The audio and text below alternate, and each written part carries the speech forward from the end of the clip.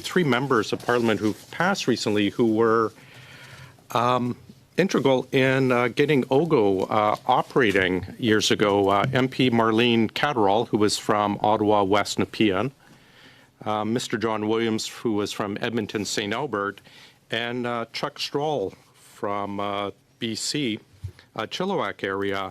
The three of them saw a need for better oversight of government spending in the estimates process, so started the process back in a joint report to PROC in 1998, recognizing that vast sums of money spent by the government are subjected to only perfunctory parliamentary scrutiny. They got a report through to PROC, and then Mr. Stroll managed to get it tabled in PROC and passed. It led to the creation of what has become the mighty OGGO. So I just want to take a moment and thank you, everyone, that we recognize the passing of our three valued colleagues who were so important in the service of Canada. So thank you very much for that, colleagues, and to the families of Ms. Catterall, Mr. Williams, Mr. Stroll.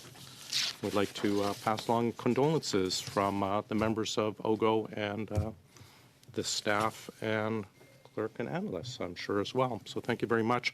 We're starting off with 5 minutes from Ms. Tattersall from TBS, and then we will go online to Mr. Quinlan.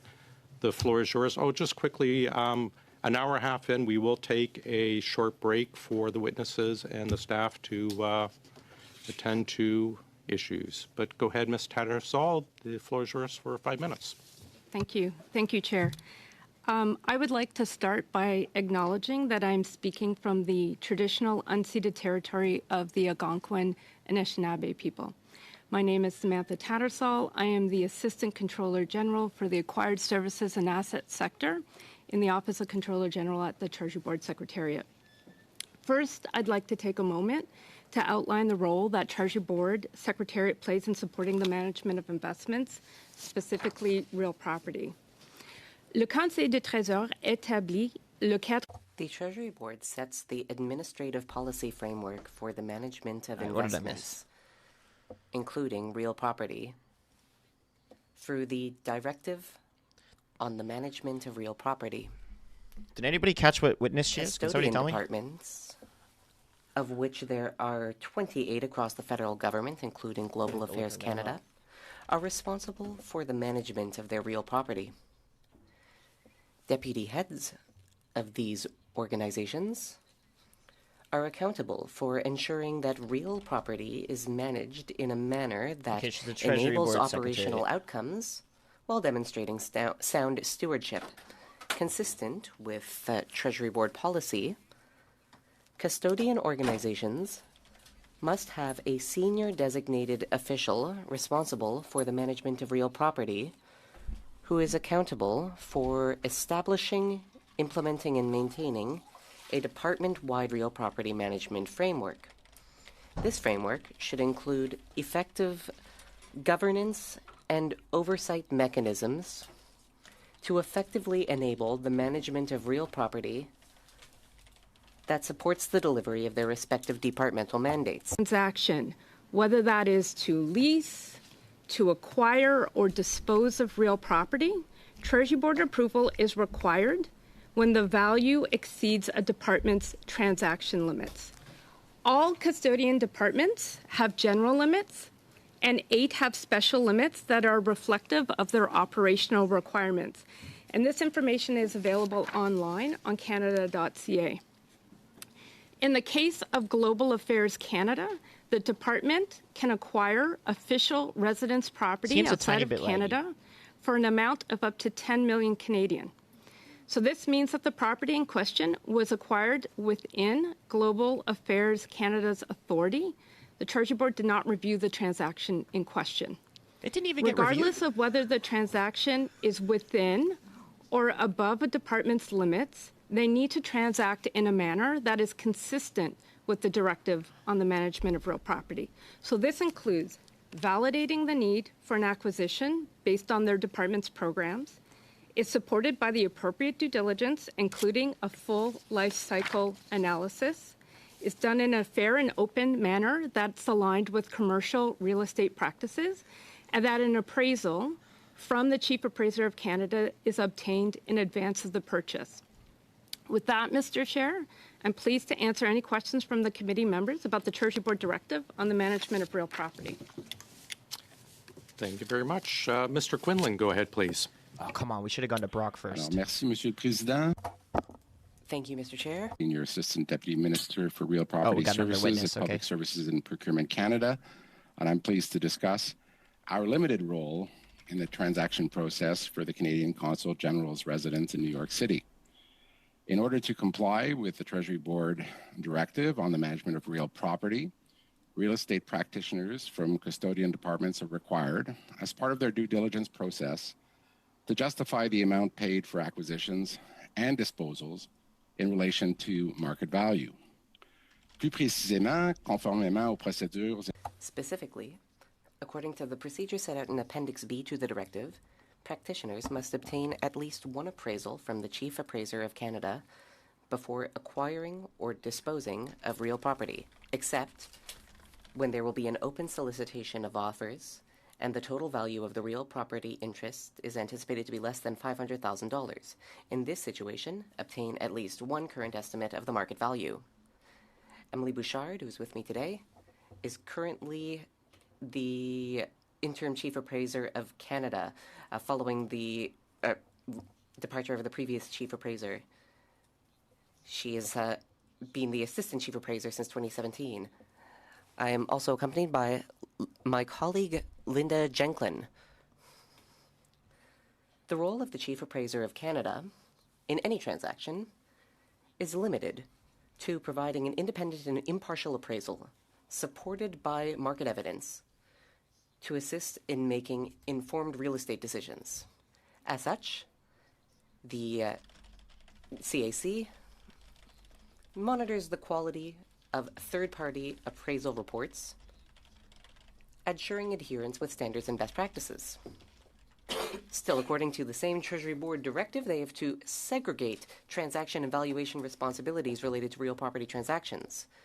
The separation of valuation and transaction responsibilities means that the individuals or entities that provide an opinion on the market value of a property are different from those that handle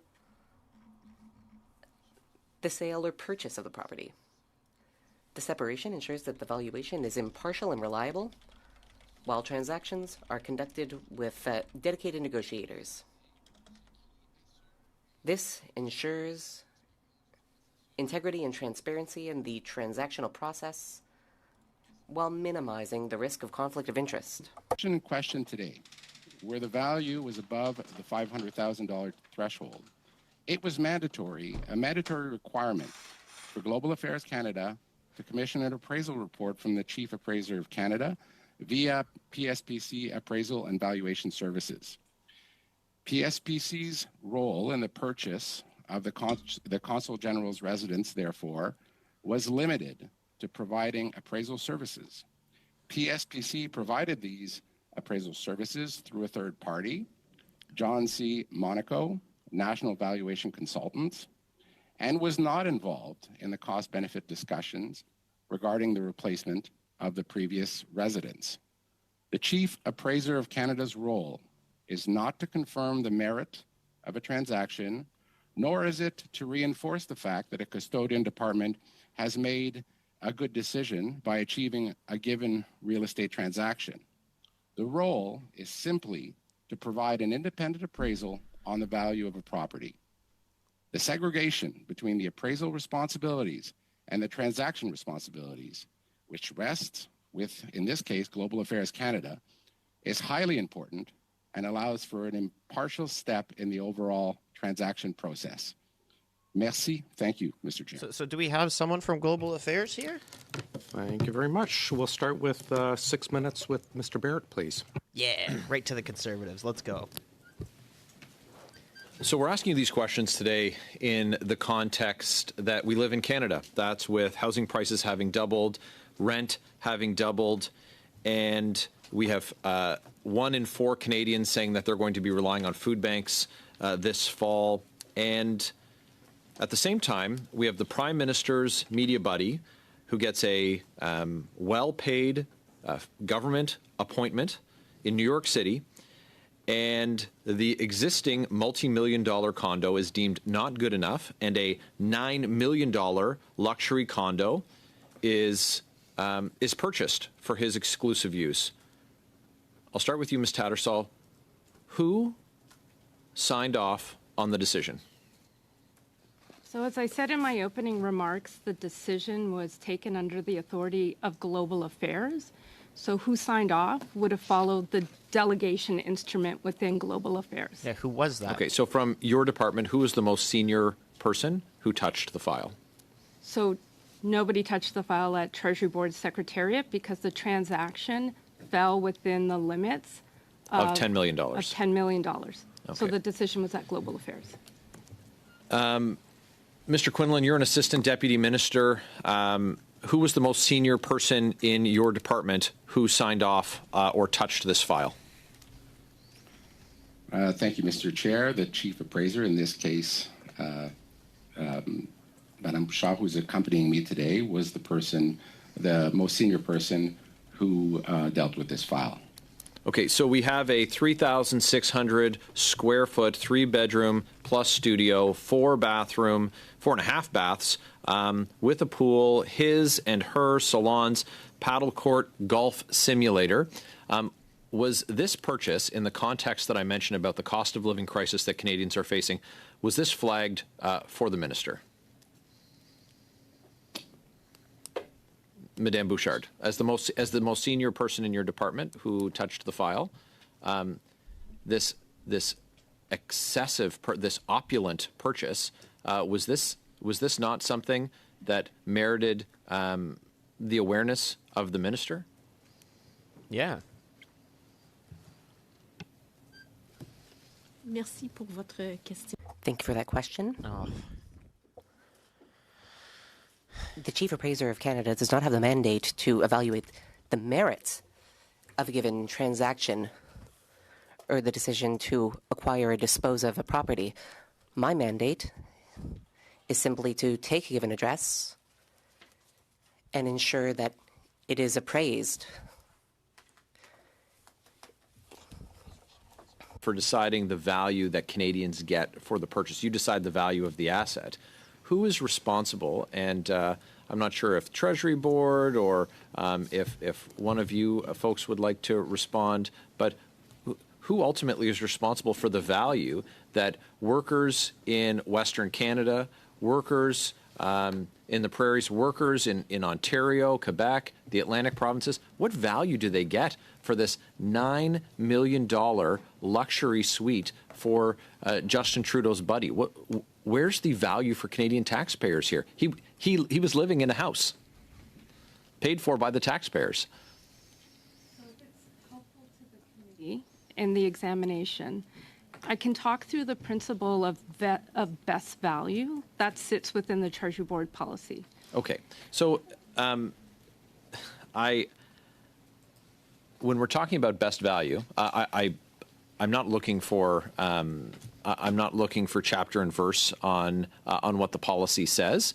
What I'm looking for is the practical application of that. So it falls below a threshold of $10 million and therefore doesn't, trigger the need for Treasury Board review, which I think is ridiculous. That's wild. Yeah, it's ridiculous. In this respect, multi-million-dollar estates not triggering the review of Treasury Board. We've seen at this committee before and others where Liberal members have said that, well, these decisions are all left to bureaucrats. There's absolutely no ministers who are responsible for any of the tens of millions of dollars that get spent. So this is a condo on Billionaires Row in Manhattan. We have government facilities available to the appointee to host meetings that aren't next to his bedroom. So what is the value that Canadians get for this $9 million purchase in Manhattan? So if it's helpful, I can explain that you only hold real property to serve a program purpose. So there's two aspects, I think, to the questions that you may have. One, which is, what are the programmatic mission requirements that would drive the decision to have an official residence in a specific area? those are driven by global affairs, and I think in the submission to the committee, they reference their policy that drives those requirements. So real property exists for requirements, and then when they go to acquire, what I would expect to see and what I think this committee would want to hear from global affairs about is, did they undertake a cost, like a full life cycle cost analysis of the different options? Did they look at keeping it and making the upgrades? Did they look at what the cost, the full cost, would be of acquiring something new, either through a purchase or through a lease? And what was the results of that analysis, and did it show the value? So that's sort of what the Treasury Board policy sets out, and there's two aspects to that. Thank you, ma'am. Okay, how much was it Thanks to repair very much, the Mr. said Barrett. house? Mr. Jory, go Why ahead, couldn't we please. just repair the house? Thank you, Mr. Chair, and once again, welcome to all the officials back to OGGO. I'm going to start with Madam Tattersall. Actually, the line that you were going is very welcome in the line of questioning that I want to ask. You talked about the program needs, which basically is based on what you've said, is determined by GAC. And that is outlined in the document that the GAC has provided. You also talked about the fact that TBS lays out a set of requirements, and they review from a completeness point of view rather than a comprehensive and quality point of view. So they look at it and say, was there a cost-benefit analysis? Was there independent appraisal done? And did the value of the new acquisition outweigh the value of the lease or alternative? So in your opening remark, you also talked about the directive on the management of real property. You touched on a couple of the key points under the, I believe it's the section 4.2.23 to 4.2.27, which is validating the need for acquiring the real estate property based on the program needs and on the real property portfolio strategy. So can you, in very brief, do you believe the procedures that's highlighted by TBS on the directive on the management of real property from subsection section 4.223 to 4.227, all of those were met? So thank you for the question. I have to start with the premise that this transaction was not reviewed by Treasury Board. So I can't confirm what GAC did on this transaction. I know officials are here tomorrow and they can confirm that. What I can say is I understand that they undertook a financial analysis of the life cycle costs. I think that's something that this committee may want to ask GAC officials tomorrow. And what I can say is what would be maybe helpful for this committee in talking with GAC officials is to understand what due diligence they undertook. We know they undertook an appraisal. I understand they've undertaken a financial analysis.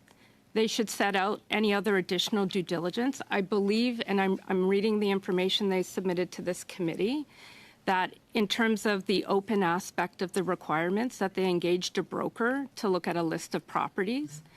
So there are things that I understand from the submission to the committee that they've undertaken, but I can't confirm. I think that's something that GAC officials will have to confirm to this committee when they appear. So once the policies are set, I've highlighted the policy, you pointed to some of those, because the threshold is there and it was below $10 million, there was no need. Am I right to understand that there was no need for the review? Which is insane. So that's this is a correct. multi-million-dollar condo. The transaction limits, and so GAC has had special transaction limits since 1993, which get updated with inflation and market valuation adjustments. But within their authority, they have full authority to transact. But as I said in my opening remarks, it should still be consistent with the Treasury Board policy. So Treasury Board sets up the policy, but because it fell under the $10 million threshold, there was no need perceived to We've asked that even question. From a completeness. Did you have this? Did you have this? Did you have this? Because it's not needed as per the policy. She's already answered that question, man. So two things. One, there are hundreds of real property transactions that may occur in any given year. And so that limit is delegated to the department. So they have the responsibility and accountability for that transaction. And so within their governance and oversight, the expectation would be that when they undertook the transaction, that they ensured that their real property management framework, set out all the right decision points and set out the right sort of approaches and steps to ensure consistency with the policy. Is GAC the only department that has threshold? No, GAC is one of 8 departments that have special limits. So every department has general real property limits, and 7 other have special limits, and that takes into account sort of their specific operational needs in real property. So they're not the only ones. Has there been transaction in the past that you may be aware of that fell under the threshold, and they basically said, well, we're gonna conduct a transaction. We don't have to gonna specifically report to TBS, or TBS said it fell under the threshold, therefore we're not going to review it? So there's lots of transactions that will happen across government that take place within departments that fall within their transaction limits. On average, what's the size of these transactions? Do you have any idea? I know it's under the threshold, so you... So I don't... It's a good question. Because it falls under the threshold, I don't have a line of sight into that. I think it would be an interesting question for GAC to understand what their transactions are. I do know, I tried to prepare a bit for this committee, I do know a lot of their transactions will actually be in respect of leases, because they do a lot of real property transactions for staff quarters. But in terms of the amount and for what, the higher dollar ones will typically be related to official residences or chanceries. Thank you. Thank you, sir. Thank you very much. Mrs. Vignola, please. Merci beaucoup, monsieur. Thank you very much, Chair. Ladies, sir, thank you for coming in on this chilly, almost autumnal summer day. Ms. Tattersall, a few minutes ago, you noted that the threshold was established in 1993 and it has been adjusted since then. When was the last adjustment that set the value at 10 million? Merci pour la question. Thank you for that question. The last time the limit was reviewed was 2022. Hey, Dad Sender, welcome in, man. Cheers. There was an adjustment setting the value at $10 million for that department. When that was carried out, what was the limit? The previous time the limit was updated was in 2006. No. In 2022, what was it? So that set it to 10 million. Before it was 4 million. That was back in 2006. Oh. So there was a number of 40 years, but that's only 16 years. Sorry, 16.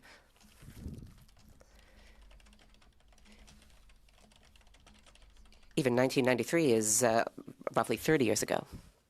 So what explains that 4 million was raised all the way up till 10 million? Exactly.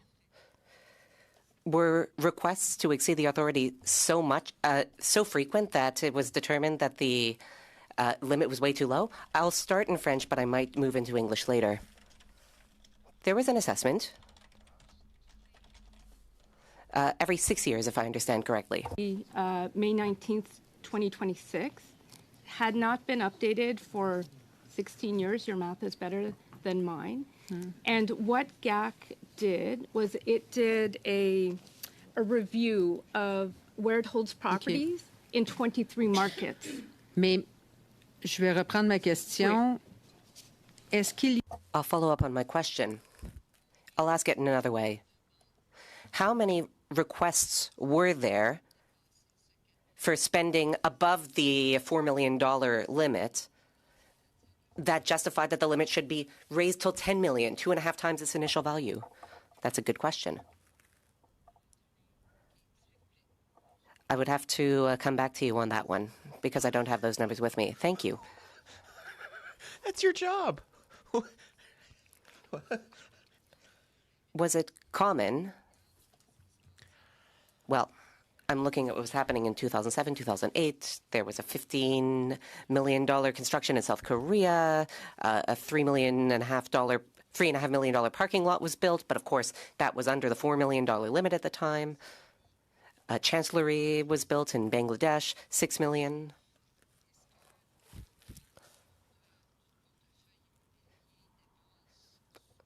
Does the value of real estate often go above $5, $6, $7 million? Or is that something exceptional? I'll answer in English. Quand il y a un projet comme une... When there is a project, like a construction project, for example, speaks French.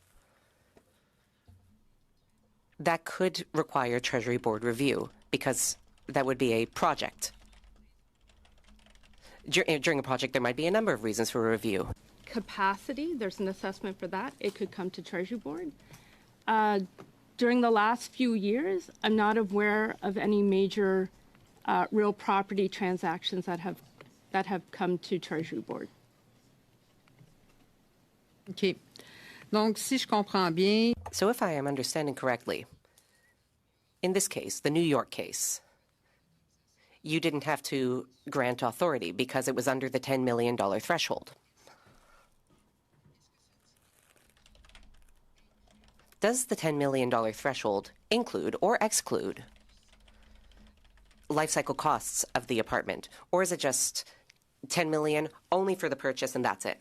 Just for the purchase and that's it? Do you have any sense of the life cycle costs? Was a maintenance plan taken into account? You wouldn't want an apartment to fall into disrepair. That's not something established, but it's a good point. It was just a question.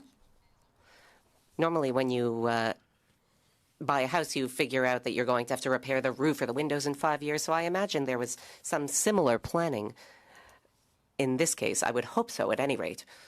How much are the condo fees? How much are the monthly condo fees? Maybe this question is more for GAC, but I'll ask you, Ms. Bouchard.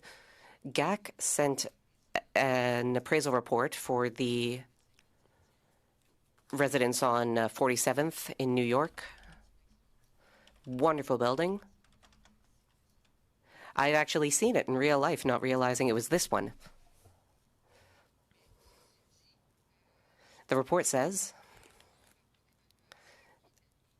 an appraisal report was carried out, and in US dollars, the apartment is worth roughly $6 million. So that gives us roughly $9 million in Canadian dollars.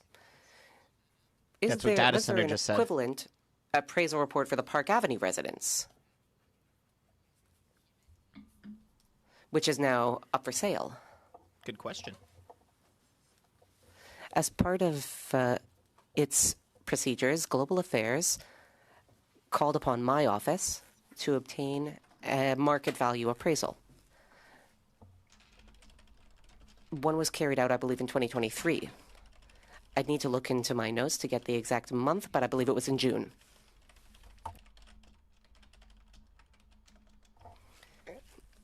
We carried out an update report this year in June 2024. So we updated the appraisal report. I cannot go into too much detail about the appraisal report, given that the unit is up for sale.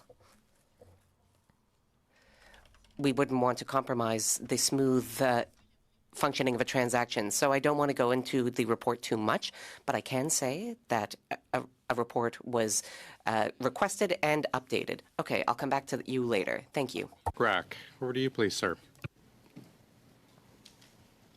Thank you very much, Mr. Chair, and good to see everyone virtually. Okay, so we're getting NDP. Good to be We back should get at the conservative committee, and again I want after to this. start by thanking our witnesses for helping us understand how these kinds of purchases and sales work and the role of Treasury Board and PSPC in that process.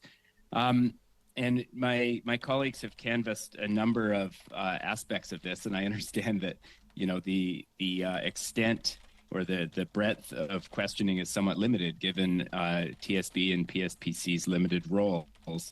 I'm curious, though, how far back the basic process, the basic structure for these kinds of transactions. We've talked a little bit about the policies that are in place and the procedures. How far back do those procedures go? And perhaps this is a question for Ms. Tattersall from TSB. So the current directive has been in effect since 2021, but there was a policy on real property in advance of that. I don't know how far back it goes, but it goes back a far way, so it would have covered transactions for decades now, but the current policy goes back to 2021. And following on my colleague Ms. Vignola's question about the increase in the threshold that was made in 2022 when it was increased from 4 million to 10 million, I'm wondering what the rationale. I assume that there was a request from Global Affairs to increase the limit. What was the rationale for increasing the limit? Because obviously it comes at the costs of reduced scrutiny, reduced accountability, reduced transparency, all of those things. What was the rationale that was provided for that quite significant increase in the threshold? So the thresholds have an expiry date. So the last time that the threshold for an acquisition for an official residence had been updated was in 2006, and that's when the 4 million had been set up. There was 16 years in between that. So the business case looked at inflation over the 16 years, the changes in the market conditions, the real property market conditions. And then it may be important to hear from GAC officials as well. But they basically, is my understanding from that increase, they looked at 23 different markets because GAC has missions in, I think, over 100 countries. So they looked at 23 different markets and looked at the average price for an acquisition of an official residence. And it was on that basis that the update to the limit was made. Again, as I previously said, that those limits are looked at on a regular basis, and the next time the scheduled review of those limits is in 2026. Oh, and what would the downside or the risks be of leaving the $4 million limit in place to ensure greater scrutiny of these transactions?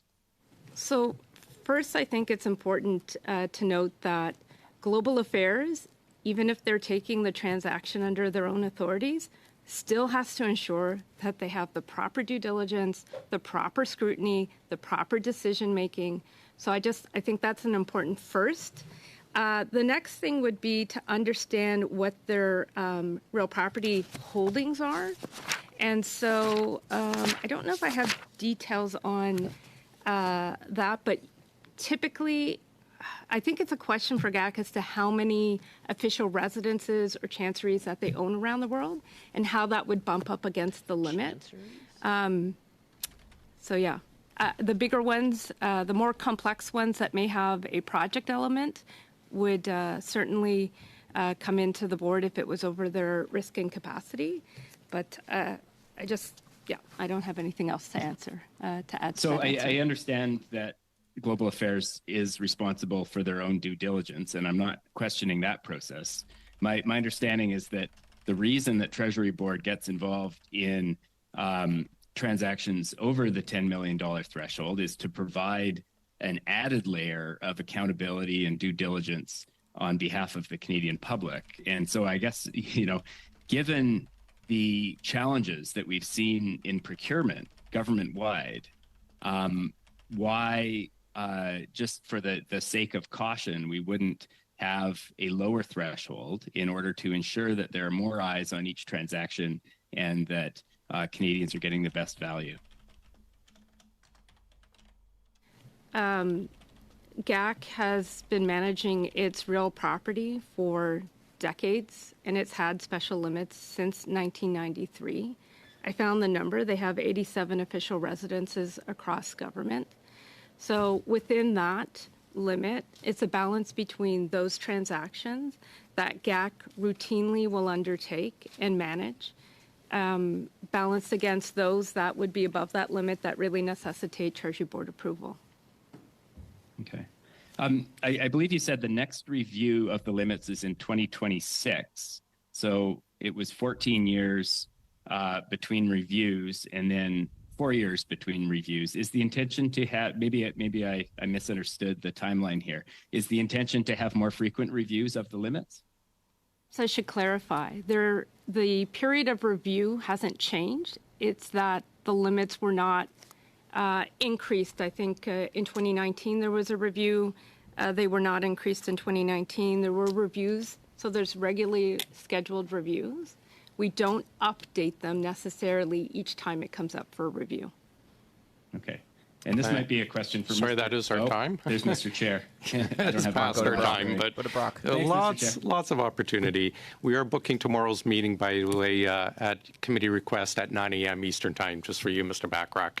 Oh, no, come Mrs. on. Block, please go ahead. That's so early. Thank you very much, Chair. And I just want to continue along the lines of some of my colleagues, but also just to establish an understanding about PSPC's role when it comes to the real property that the Government of Canada holds, as well as the Treasury Board Secretariat's role. So PSPC is the real property manager for the Government of Canada. Is that correct? Thank you, Mr. Chair. PSPC manages most of the office portfolio for the Government of Canada, roughly a quarter of the real property holdings if you think of square meters of office space or other kinds of special purpose space. And PSPC also manages a large portfolio of engineering assets, infrastructure, things like dams and bridges. Okay. Does PSPC provide any sort of oversight to the property that we own in other countries? No, as previously indicated in my opening remarks, PSPC's role following Treasury Board policy, Treasury Board Secretariat policy, is to provide the appraisal services. Okay, so I'm wondering if both you and Ms. Tattersall would be willing to table your opening remarks to the committee. Absolutely, Mr. Chair. Thank you very much. We used to receive them ahead of a committee meeting and would be happy to have those in writing. So when GAC purchases property, are those properties registered with PSPC? Where are they registered? Well, with regards to PSPC, we do not have a registry of properties outside of PSPC's portfolio, with some very limited exceptions. So I can turn to Treasury Board to complete that answer. So GAC would be the custodian for the real property, and you can either acquire it or they could it could be crown leased when they have it. Okay, so I know that you spoke about the real property holdings of GAC. I would appreciate it if you would table that list that you referenced to the committee. Yes. I think I asked how many. I think GAC officials, I would feel more comfortable if you got it directly from the department and their holdings. I will do that tomorrow, for sure. So who writes the guidelines for real property purchases on behalf of the Government of Canada? So we have a Treasury Board policy that sets the framework, and then within that, there's a requirement that in each custodian department, so GAC being a custodian department, has a senior designated official that is appointed responsible for the management of real property within GAC, and they would have a real property management framework that they're responsible for that would set out how things are done within GAC. So the Treasury Board Secretariat role, and I'm quoting, in procurement includes developing, implementing, monitoring, and renewing procurement-related policies and instruments. That it also evaluates business proposals, monitors bidding processes, and ensures compliance with policies and standards. What we've heard today is that you only do that once a purchase or an acquisition is over $10 million. Is that correct? So maybe first, when we talk about real property acquisition, it's the directive on the management of real property that applies, not the procurement policy. Okay. And so, as I said in my opening remarks, we set the administrative framework, and then if an acquisition or a disposition is over the limits that a department has, it would come to Treasury Board for authority. Thank you. So where did the departments get the funding for these types of purchases? Is that budgeted for in the annual budget of the Government of Canada? That's a great question. I'm going to flip to a page. So most custodians will have a capital budget. That is where they get the funding for investments in real property. So, for example, GAC's Vote 5 capital budget, so for 2024-25 is $192 million. So they have a capital budget that is responsible for those expenditures, which is then voted on through the estimates process. So they have this pool of money that's provided to them in the budget, and then through the estimates process, do they provide a vote highlighting what they are actually spending this money on? So it would be considered sort of A-based funding. So they have so many real property assets that they have A-based funding to help manage all of those assets. And that's in their Vote 5, and that would be in their estimates. So because Thank you very much. Thank you. Ms. Atwin, go ahead, please. Thank you very much, Mr. Chair. So that's decided by the Liberals Liberals today and our witnesses. I'm joining from beautiful Fredericton, New Brunswick. Our average home price here is about $297,000. So I want to help, Canadians understand this. I want to understand this as a member of Parliament as well. So maybe if we can just start at the beginning, and perhaps Mr. Quinlan, if you could, perhaps this is for GAC officials more so, but what is this residence used for? Mr. Barrett suggested that it's for the, sole use, exclusive use of our one representative. But what is this residence actually used for? Thank you, Mr. Chair. I would agree with the premise and the question that this would be a question for GAC officials, and PSPC would not be the appropriate department to answer. So then what do you guys do? You guys appraise the property, but you don't care of its use? No, I think GAC sets out the mission requirements for that official residence. They'd be best positioned to respond. And I understand the previous property was estimated value of $13 million. Is that correct? No, it's 2.4. Could be confirmed through Chief Appraiser, Interim Chief Appraiser, Madame Bouchard, but that is also my understanding. Madame Bouchard? Oui, merci. En fait... Thank you. The $14 million you saw was the current asking price for the previous residence. So can perhaps Madame Bouchard or anyone, could you speak to the key differences between this residence versus the previous one that we've now offloaded to purchase this new one?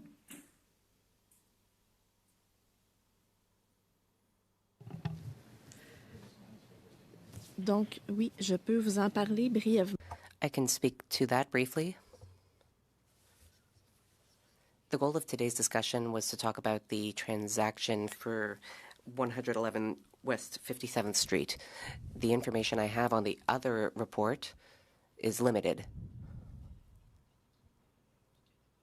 Also, given that the residence is currently up for sale, I need to limit the information that I can provide on its appraisal.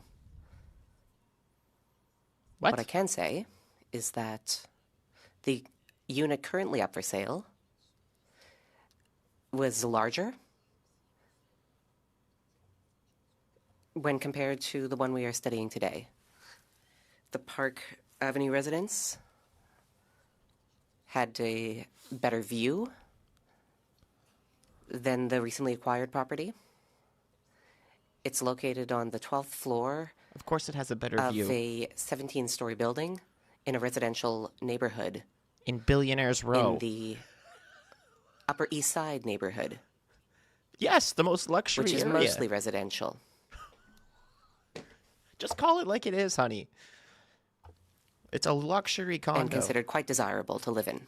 Yeah, it's very desirable. Meanwhile, the property acquired on West 57th Street is in a building that, a heritage building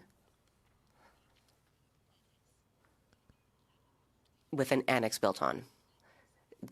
The unit in question is on the 11th floor in the annex, the first residential story of the building. Everything below that is non-residential. Annexed onto it is the famous skyscraper that can be seen as part of the New York skyline.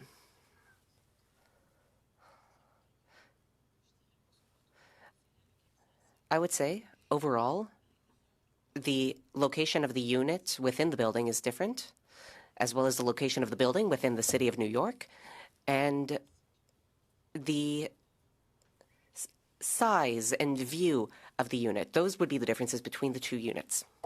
Yeah, it's way Thank nicer. you very much. I'm hearing a lot about location and certainly, more of an ideal place perhaps for some of the work that is done and conducted in that residence. I come to understand there was also some issues with code. Can anyone speak to the previous residence not being up to code or up to perhaps accessibility standards? Is this one of the, parts of the conversation would have gone into this new acquisition was around accessibility or meeting codes or, can you speak to why we have this new residence? There's no reason. I would start perhaps by, again, indicating that these decisions were decisions made by Global Affairs Canada, and PSPC provided the appraisal services, but the decision really belongs to Global Affairs Canada. Right. Well, I very much look forward to asking them these same questions tomorrow as well. So I certainly appreciate your best attempts at explaining some of the thoughts that I think are going through many of our minds right now. And just in general, as my time kind of runs down, have you personally dealt with any similar cases like this where a residence or real property was bought to replace one that was being sold? What I can speak to in the context of PSPC's responsibilities, notably for the office portfolio, is that we regularly look at our assets that we own and assets that we lease and make a number of decisions in order to right-size the Government of Canada's office portfolio. And in fact, following the last budget, we are following government direction to significantly reduce that office portfolio over the next 10 years, and that will require us to dispose of a number of properties that we currently have and acquire new leases in certain cases. And the properties that we will dispose of, many of them, again, following government direction, will be put to contribute to be converted into housing. So decisions are made in that regard, and I can speak to the responsibilities for PSPC. But going back to this particular transaction, Global Affairs Canada would be well suited to answer your questions. Thanks, Ms. Atwin. Ms. Vignola, please, for 2.5. Merci beaucoup, Monsieur le Président. Thank you, Chair. Ms. Bouchard, I understand that the appraisal of the Park Avenue residence is not available because we certainly don't want to lose our negotiating position in the sales process. That being said, would we be able to review it under embargo? Like go on camera. Without the ability to share the document. I would not be able to answer that. I'm unable to say whether there are certain conditions in which the appraisal could be shared. Chair? I would need you to weigh in on this. Would it be possible, in your view, to request the appraisal for the Park Avenue residents so that we could review it under embargo? Committee agrees to view it confidentially. Okay, so they're going to go in camera for So a done. sec? Yes. We'll set a date. Oh, no, they're not doing it today. Okay. By next week, perhaps. So they're just going to Would send it it to be, them all Ms. confidentiality. Bouchard, have you seen that appraisal? Is it in English and French already? J'ai vu le rapport. Yes, I saw the appraisal. Already? Le rapport, non, il est seulement. The report? No, it's solely in English. Just on this issue? Yeah. Yeah, we're just going to suspend for a couple seconds for the Liberals for this. Is to have it in confidence. I just want to make sure that. We'll suspend for 2 minutes. Monthly costs. There's an annual and total limit. In total for every apartment, or for each one, for example? And what is the annual limit?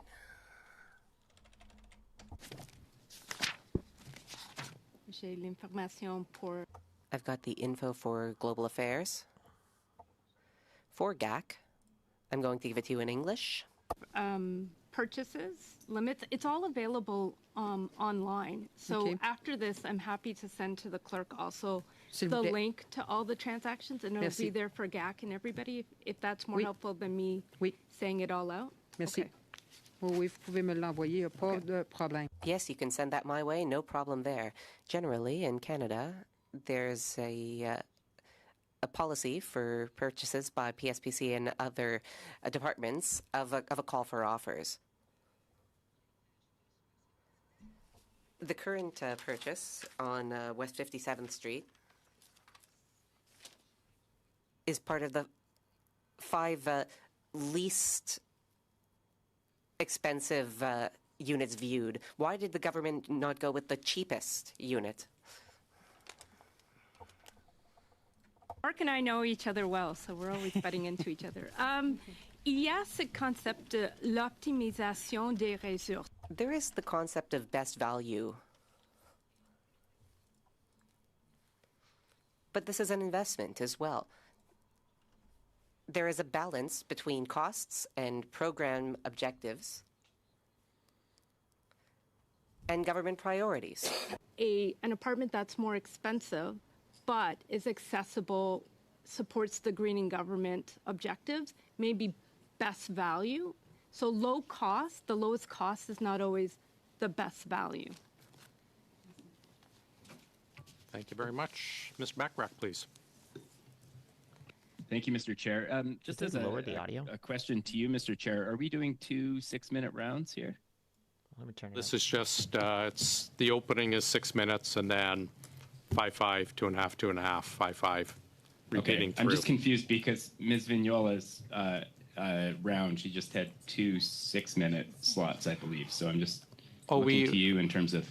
No, her actual in questioning time was about 2.5, 3 minutes. We're letting everything run a tiny bit. Yours ran a bit late as well. But it was probably 6 minutes because of the suspension. It was probably a bit long because of the suspension. I'll restart your time. Go ahead. Thanks, Mr. Chair. My first question of this round is for Mr. Quinlan, and I know in the wake of the ArriveCan scandal, PSPC has committed to a number of procurement reforms. I'm curious whether those reforms will affect the real property procurement process, and if so, how? Merci, Monsieur le Président. Donc, je suis le sous-ministre. Thank you. So I am the Senior ADM for Real Property Services within Public Services and Procurement Canada. We have a number of collaborations with our procurement colleagues. I would be happy to provide you, after the meeting, with a more detailed response on the application of measures to improve real estate management. So just to be clear, Mr. Quinlan, that's a yes. Those reforms will affect real property procurement. However, a more detailed response would be required. Donc, encore une fois, Again, Chair, here we're referring to certain reforms in procurement. Given that I'm the senior ADM for real property services, and given that there is a collaboration between real property services and procurement services, I commit to providing the committee with a list of reforms that could potentially impact real property. But I would like to assure the chair that real property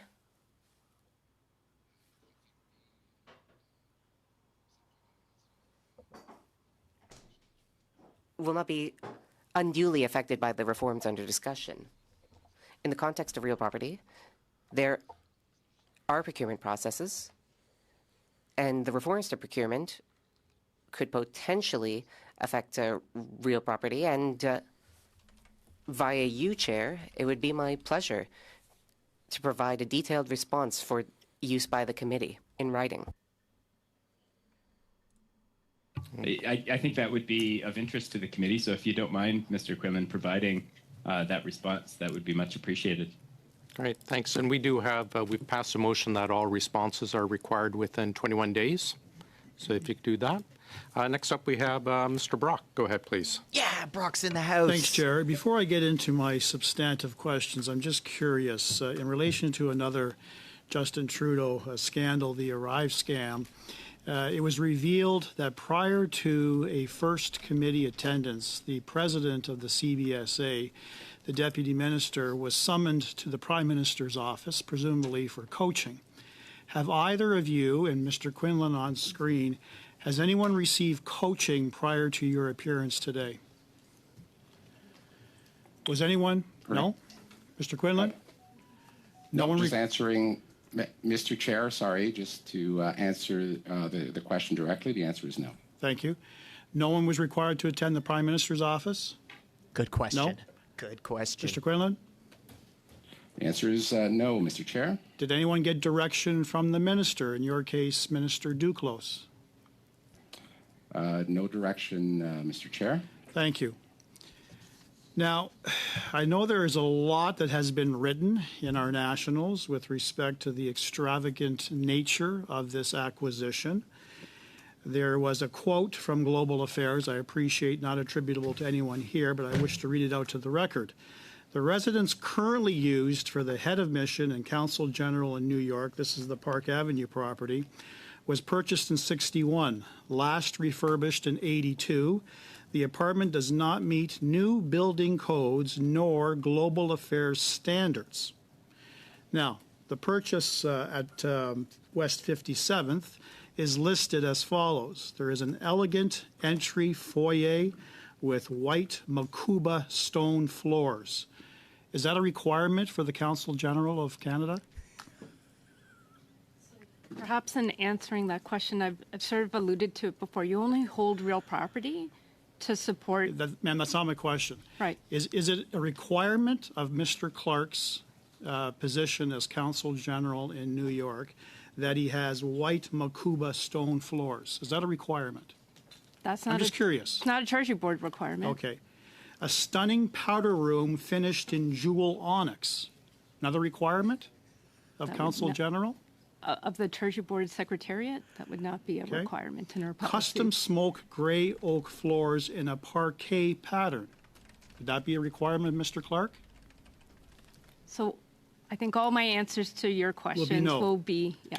Yeah. The condo includes 3 bedrooms, a study, 4.5 bedrooms, including one, this is the master bathroom, clad in Italian white Venato marble, and featuring a freestanding copper soaking tub handcrafted by William Holland and custom bronze fixtures by P.E. Garrett. Now, again, I'll ask the same question that you can't answer, whether or not that's Mr. Clark's requirements or Consul General's requirements. But you talk about this being an investment. Low cost is not always the best value. There are starving Canadians who are relying on food banks who would love to have a real property investment in New York with these type of features.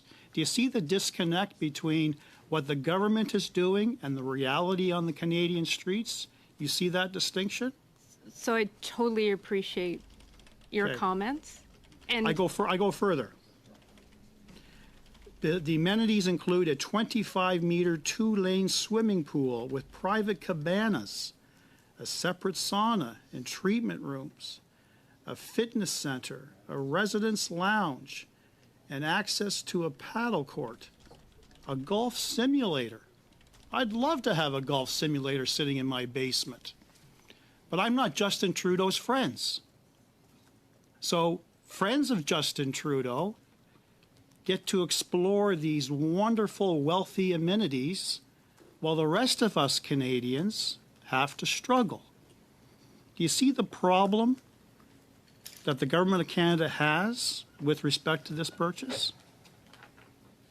The optics are very, very poor. And I know you talk about a threshold of up to $10 million, but you didn't have to buy right at the foot of Central Park. Manhattan is a big island. Why does the Consul General require that proximity to Central Park? Why does he have to have all of these luxury amenities while the rest of us suffer in this country? Why? So I think a good response to get to your response to your question, and I think it's alluded to in the package that was submitted to this committee, is the mission requirements are established by Global Affairs under their property management manual. So I think when Global Affairs officials are here, they should be able to walk through Those discussions. how they set out those requirements for an official residence. Canadians deserve an answer. Thank you very much. Thank you. Mr. Baines, please go ahead. Thank you, Mr. Chair, and thank you to our witnesses for joining us today.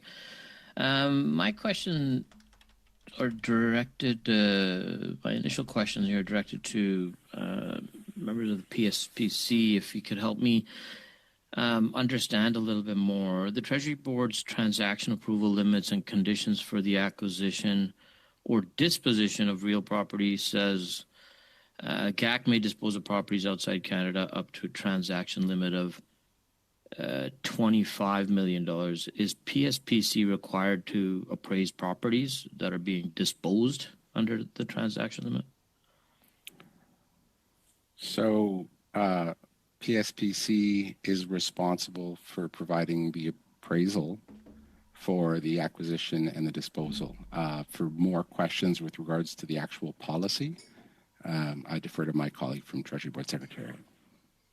So PSPC is required to appraise properties that are being disposed under the transaction limit, right? Okay. Yes, PSPC follows Treasury Board Secretary's policy, and when disposal services are required, we provide those to custodians, in this case, Global Affairs Canada.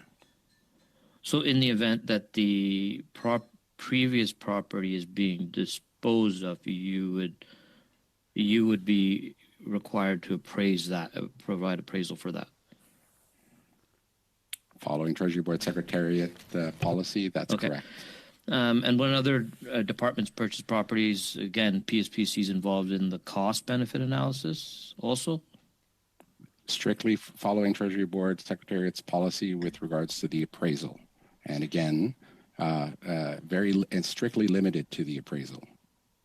Okay, and the business decisions, I apologize, Mr. Chair. I interrupted the member, so I will stop my answer. Wait for the next question.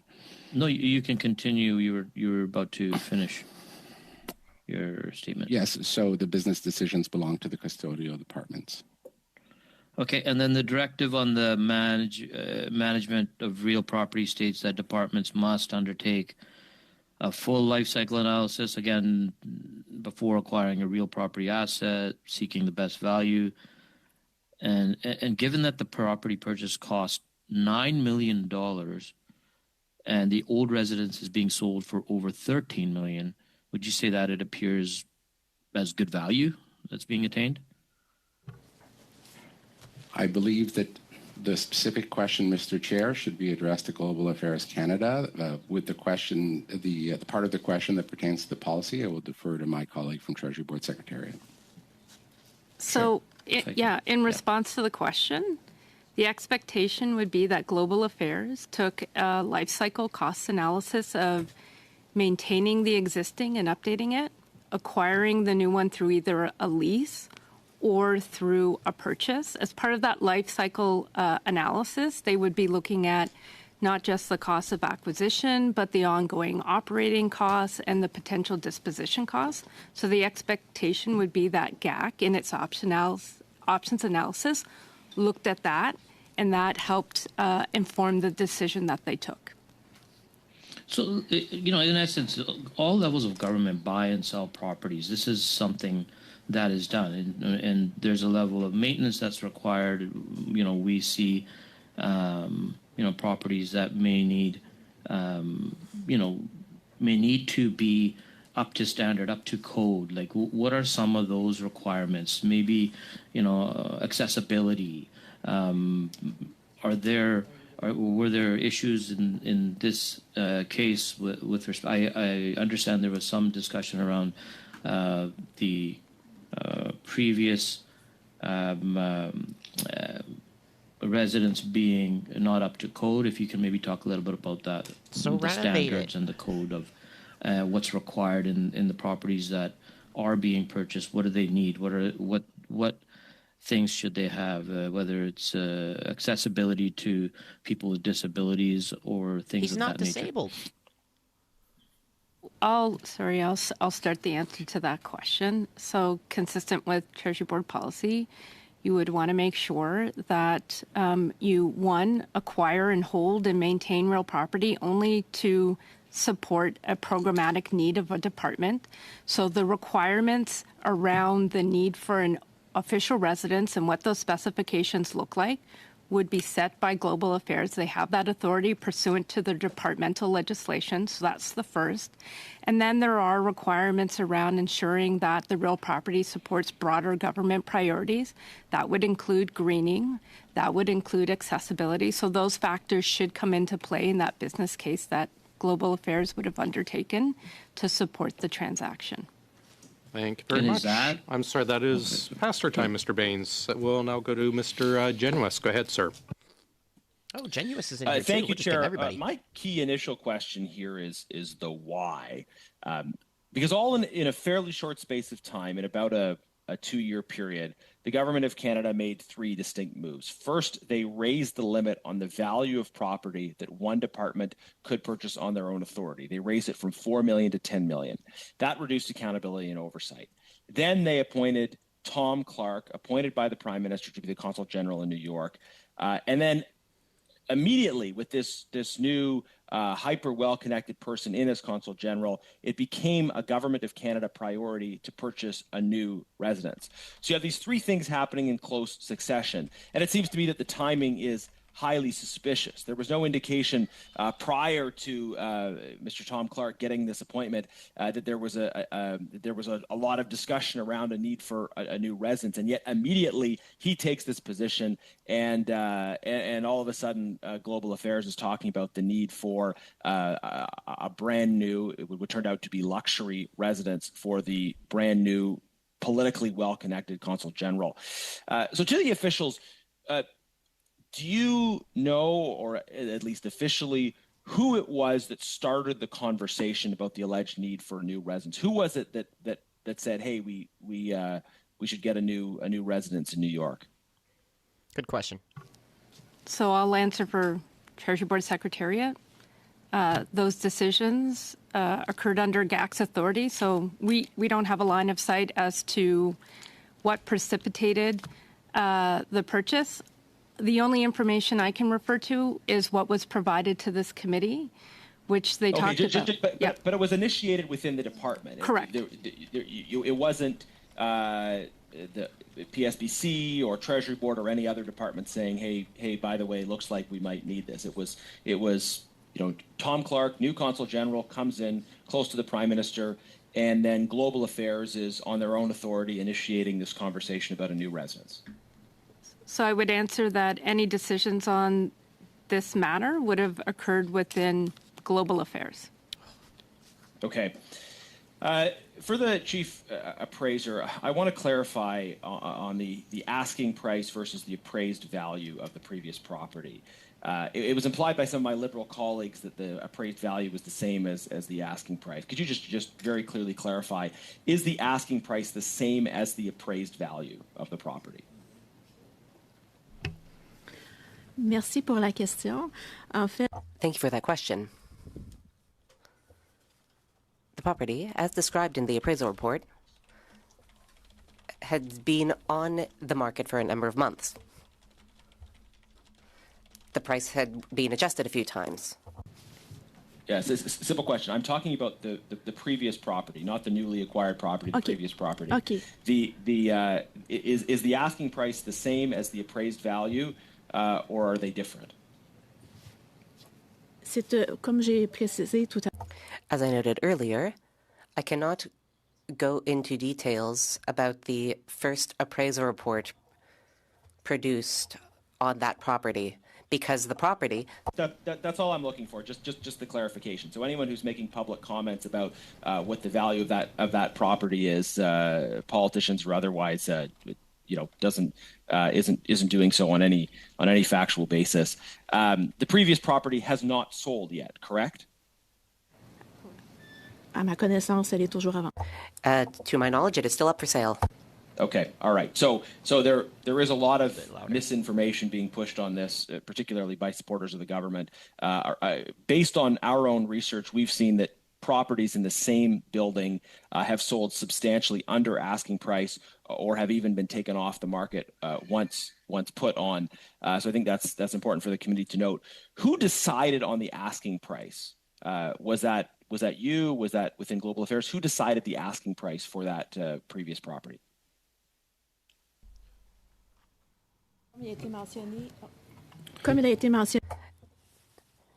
As noted in Mr. Quinlan's opening remarks, one of the foundations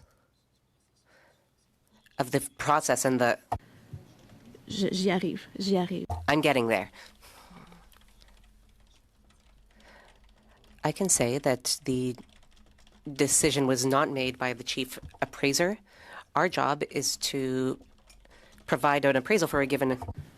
La décision de fixer le... The decision to set the asking price.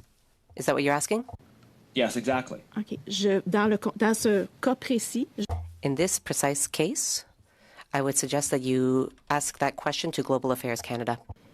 Okay, so this is the problem, right? The government wants to trumpet the asking price as if it means something. Mr. But Genuis. you're the appraiser who appraised it, and that's completely separate. We don't even know who's setting the asking price. Sorry, Chair. I'm done. Yeah, we are out of time. Although, Ms. Bouchard, a very clear question was asked to you. If you do not know who set the price, please just say, I do not know. But if you do know who set the price, as Mr. Genuis was asking, I would ask you to present that answer to us.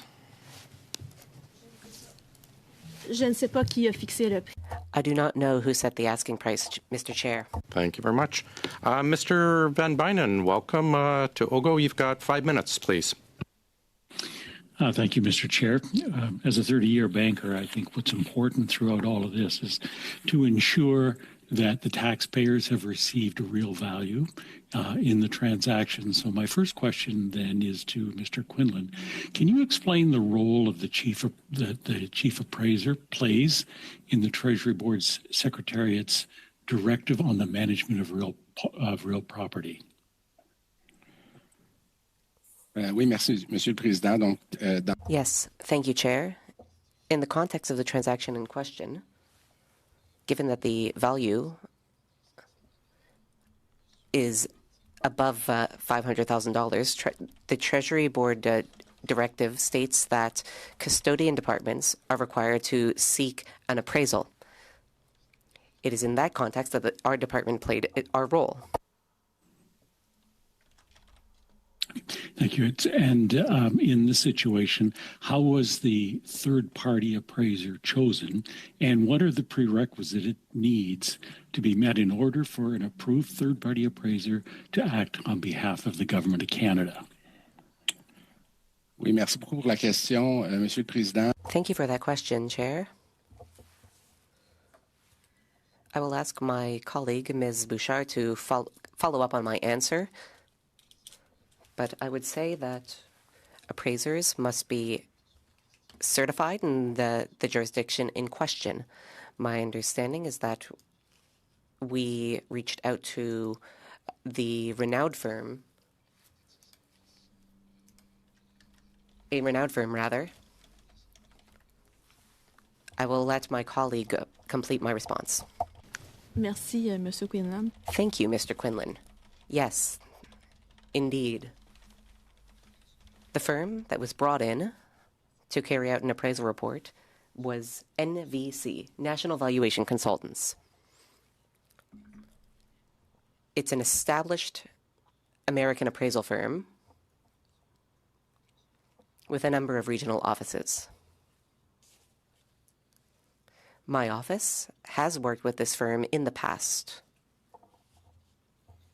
In this exact case, we selected that firm to carry out an appraisal. Thank you. Can you tell me what the factors are during the appraisal process? Are they standard for each appraisal, or are they dependent on each individual property? We've already answered that question. On va sélectionner. What we do is we select appraisal firms based on the nature of the mandate entrusted with us. Also based on the nature of the property being valued. And the goal of the appraisal. All of this will feed into the choice of which appraiser or which firm to bring in. They are brought in based on the nature of the exact file in question, in this case, the property being evaluated.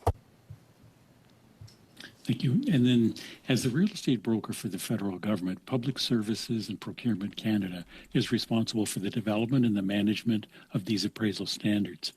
As we're discussing an international property, do you know if any other countries have policies in line with PSPC's valuation guidelines? And are there any other countries that we could look to possibly improve our current policy? C'est une excellente question. Et, That's an excellent question. We are certainly always looking for ways to improve how we do things.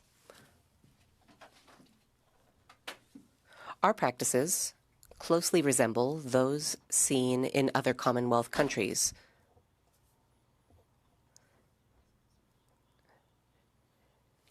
We resemble the United States, the UK, Australia. Our practices are largely in line with what we observe in other countries. Thank you. And when other departments purchase properties, is PSPC involved in the cost-benefit analysis? It's a question we've heard all too often today.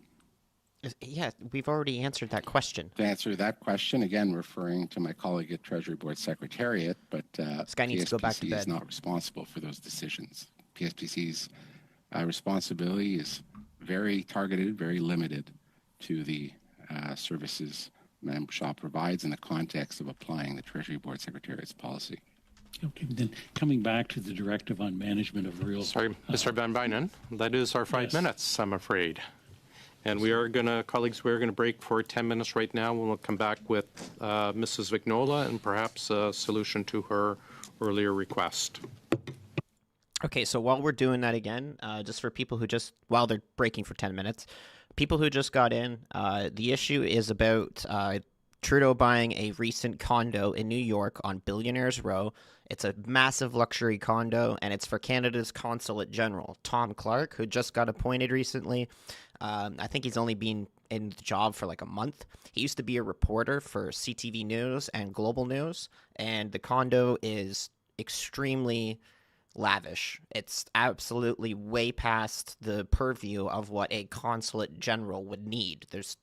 It makes no sense for him to have such a luxury condo. And we already owned a property right downtown New York where, you know, it already had luxury views and all this kind of stuff. But they made an excuse saying, oh, no, it's not up to standard. And all of a sudden, it's not up to standard ever since Trudeau hires his buddy and then gives his buddy a massive luxury condo. So Conservatives had some really good rounds in.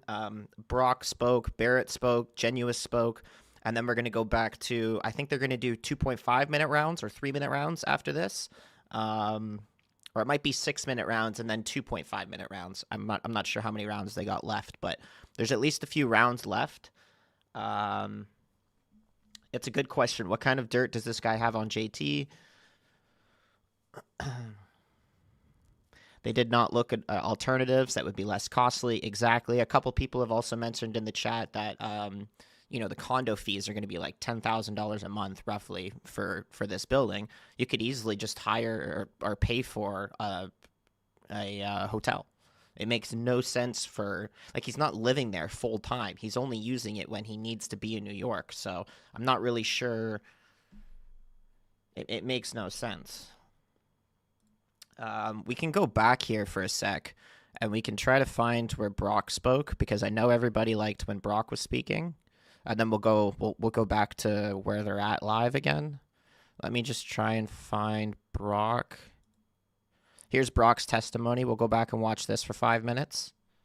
Days. So if you could do that. Next up, we have Mr. Brock. Go ahead, please. Thanks, Chair. Before I get into my substantive questions, I'm just curious, in relation to another Justin Trudeau scandal, the Arrive scam, it was revealed that prior to a first committee attendance, the president of the CBSA, the deputy minister, was summoned to the Prime Minister's office, presumably for coaching. Have either of you, and Mr. Quinlan on screen, has anyone received coaching prior to your appearance today?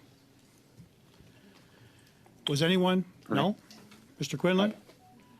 No one. Just answering, Mr. Chair, sorry, just to answer the question directly, the answer is no. Thank you. No one was required to attend the Prime Minister's office? No? Mr. Quinlan? The answer is no, Mr. Chair. Did anyone get direction from the minister, in your case, Minister Duclos? No direction, Mr. Chair. Thank you. Now, I know there is a lot that has been written in our nationals with respect to the extravagant nature of this acquisition. There was a quote from Global Affairs, I appreciate, not attributable to anyone here, but I wish to read it out to the record. The residence currently used for the head of mission and Consul General in New York, this is the Park Avenue property, was purchased in '61, last refurbished in '82. The apartment does not meet new building codes nor Global Affairs standards. Now, the purchase at West 57th is listed as follows. There is an elegant entry foyer with white Makuba stone floors. Is that a requirement for the Consul General of Canada? Perhaps in answering that question, I've sort of alluded to it before. You only hold real property to support. Ma'am, that's not my question. Right. Is it a requirement of Mr. Clark's position as Consul General in New York that he has white Makuba stone floors? Is that a requirement? That's not. I'm just curious. It's not a Treasury Board requirement. Okay. A stunning powder room finished in jewel onyx. Another requirement of Consul General? Of the Treasury Board Secretariat, that would not be a requirement in our policy. Custom smoke gray oak floors in a parquet pattern. Would that be a requirement, Mr. Clark? So I think all my answers to your questions will be yeah. Yeah. The condo includes 3 bedrooms, a study, 4.5 bedrooms, including one, this is the master bathroom, clad in Italian white Venato marble and featuring a freestanding copper soaking tub handcrafted by William Holland and custom bronze fixtures by P.E. Garrett. Now, again, I'll ask the same question that you can't answer, whether or not that's Mr. Clark's requirements or Council General's requirements. But you talk about this being an investment. Low cost is not always the best value. There are starving Canadians who are relying on food banks who would love to have a real property investment in New York with these type of features. Do you see the disconnect between what the government is doing and the reality on the Canadian streets? You see that distinction? So I totally appreciate your comments. And I go further. The amenities include a 25-meter, 2-lane swimming pool with private cabanas, a separate sauna and treatment rooms, a fitness center, a residence lounge, and access to a paddle court, a golf simulator. I'd love to have a golf simulator sitting in my basement, but I'm not Justin Trudeau's friends. So friends of Justin Trudeau get to explore these wonderful, wealthy amenities while the rest of us Canadians have to struggle. Do you see the problem that the Government of Canada has with respect to this purchase? The optics are very, very poor. And I know you talk about a threshold of up to $10 million, but you didn't have to buy right at the foot of Central Park. Manhattan is a big island. Why does the Consul General require that proximity to Central Park? Why does he have to have all of these luxury amenities while the rest of us suffer in this country? Why? So I think a good response to get to response to your question, and I think it's alluded to in the package that was submitted to this committee, is the mission requirements are established by Global Affairs under their property management manual. So I think when Global Affairs officials are here, they should be able to walk through Those discussions. how they set out those requirements for an official residence. Canadians deserve an answer. Thank you very much. Thank you. Mr. Baines, please go ahead. Okay, let's see where they're at, if they're still on break. Yep, they're still on property being evaluated. Okay, the need for an fine. Then this is Genuis. I'm sorry, that is past our time, Mr. Baines. We'll now go to Mr. Genuis. Go ahead, sir. Testimony. Thank you, Chair. My key initial question here is the why. Because all in a fairly short space of time, in about a 2-year period, the Government of Canada made 3 distinct moves. First, they raised the limit on the value of property that one department could purchase on their own authority. They raised it from $4 million to $10 million. That reduced accountability and oversight. Then they appointed Tom Clark, appointed by the Prime Minister to be the Consul General in New York. And then immediately with this new hyper well-connected person in as Consul General, it became a Government of Canada priority to purchase a new residence. So you have these 3 things happening in close succession. And it seems to me that the timing is highly suspicious. There was no indication prior to Mr. Tom Clark getting this appointment that there was a lot of discussion around a need for a new residence, and yet immediately he takes this position, and all of a sudden Global Affairs is talking about the need for a brand new, what turned out to be luxury residence for the brand new, politically well-connected Consul General. So to the officials. Do you know, or at least officially, who it was that started the conversation about the alleged need for a new residence? Who was it that said, "Hey, we should get a new residence in New York"? So I'll answer for Treasury Board Secretariat. Those decisions occurred under GAC's authority, so we don't have a line of sight as to what precipitated the purchase. The only information I can refer to is what was provided to this committee, which they talked about. But it was initiated within the department. Correct. It wasn't the PSBC or Treasury Board or any other department saying, hey, by the way, it looks like we might need this. It was Tom Clark, new Consul General, comes in close to the Prime Minister, and then Global Affairs is on their own authority initiating this conversation about a new residence. So I would answer that any decisions on this matter would have occurred within Global Affairs. Okay. For the chief appraiser, I want to clarify on the asking price versus the appraised value of the previous property. It was implied by some of my Liberal colleagues that the appraised value was the same as the asking price. Could you just very clearly clarify, is the asking price the same as the appraised value of the property? Merci pour la question. En fait, Thank you for that question. The property, as described in the appraisal report, had been on the market for a number of months. The price had been adjusted a few times. Yes, it's a simple question. I'm talking about the previous property, not the newly acquired property, the previous property. Okay. Is the asking price the same as the appraised value, or are they different? Comme j'ai précisé tout à l'heure.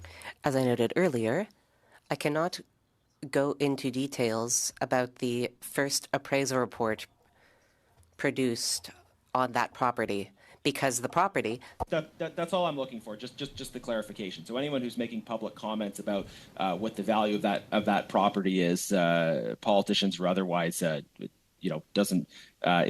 doing so on any factual basis. The previous property has not sold yet, correct? À ma connaissance, elle est toujours à vendre. To my knowledge, it is still up for sale.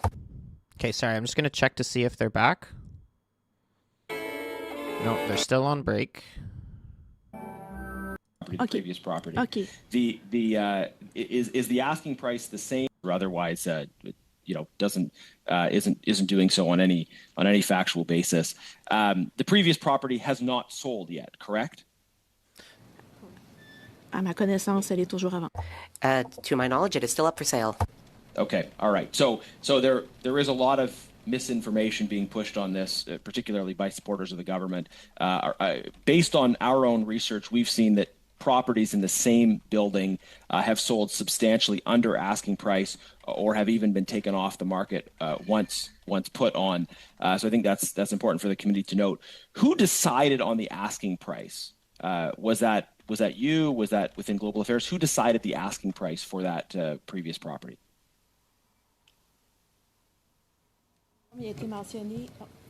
Comme il a été mentionné. As noted in Mr. Quinlan's opening remarks, one of the foundations of the process and the... J'y arrive. I'm getting there. I can say that the decision was not made by the chief appraiser. Our job is to provide an appraisal for a given... La décision de fixer le... The decision to set the asking price. Is that what you're asking? Yes, exactly. Okay. Dans ce cas précis... In this precise case, I would suggest that you ask that question to Global Affairs Canada. Okay, so this is the problem, right? Is the government wants to trumpet the asking price as if it means something. Mr. But Genuis. you're the appraiser who appraised it, and that's completely separate. We don't even know who's setting the asking price. Sorry, Chair. I'm done. Yeah, we are at a time, although Ms. Bouchard, a very clear question was asked to you. If you do not know who set the price, please just say, I do not know. But if you do know who set the price, as Mr. Genuis was asking, I would ask you to present that answer to us. Je ne sais pas qui a fixé le prix. I do not know who set the asking price, Mr. Chair. Thank you. Okay, now let's go back to live. Let's check to see. They're still on break. They shouldn't be on break for more than a few minutes, so I don't want to go check to see any previous rounds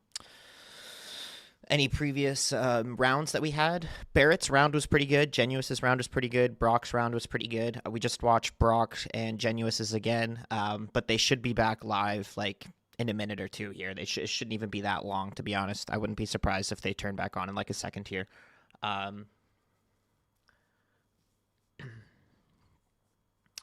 But yeah, I think they're gonna do 6-minute rounds, and then I think they're gonna do 2.5-minute rounds. So we still got like at least another hour of good rounds, and Brock, Barrett, and Genuis will all get to go again. And again, just for anybody who doesn't know, this is all about pretty much Tom Clark, Justin Trudeau's buddy, and why the heck is he getting a $9 million luxury condo downtown New York when we already have one? It makes no sense. Luca, how many breaks do they need? I know, right? They only had one there for 2 minutes, and that's just because they wanted to go in camera. And when they go in camera, that means they basically don't show it publicly, and because they wanted to talk about the appraisal of the property. And I guess they don't want the public to know what the actual appraisal of the property is because they're hoping to sell it for more. And they don't want to ruin the chance of the sale.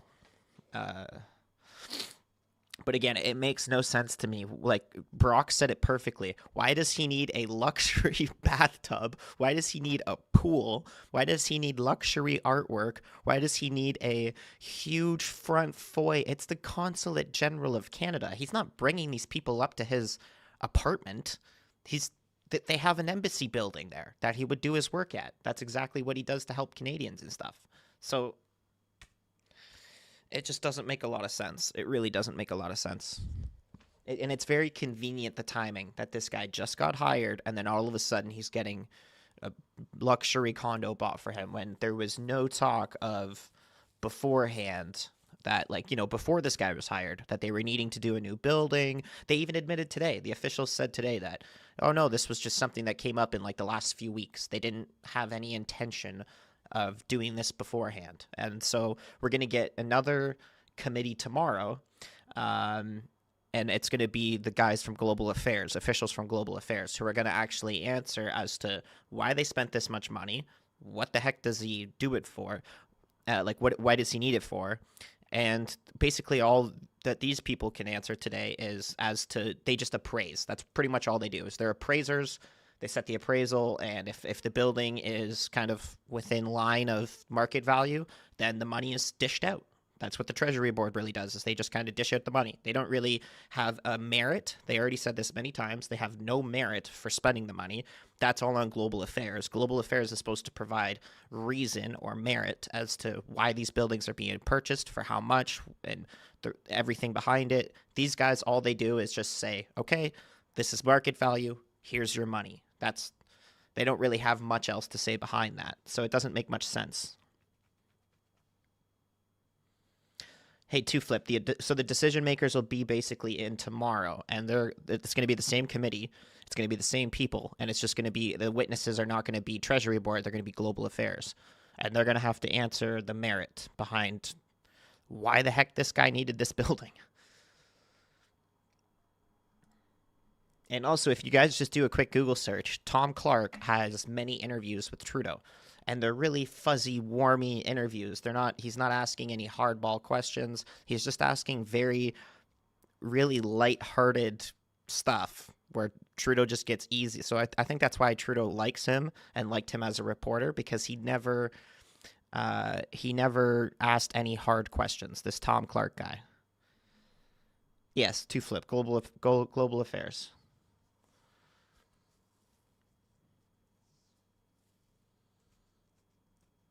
Yes, it has a $250 million penthouse. It's one of the most expensive buildings that you can buy in New York, and it's situated in an area that they call Billionaires Row. So only people that are really expensive can afford luxury condos in this area.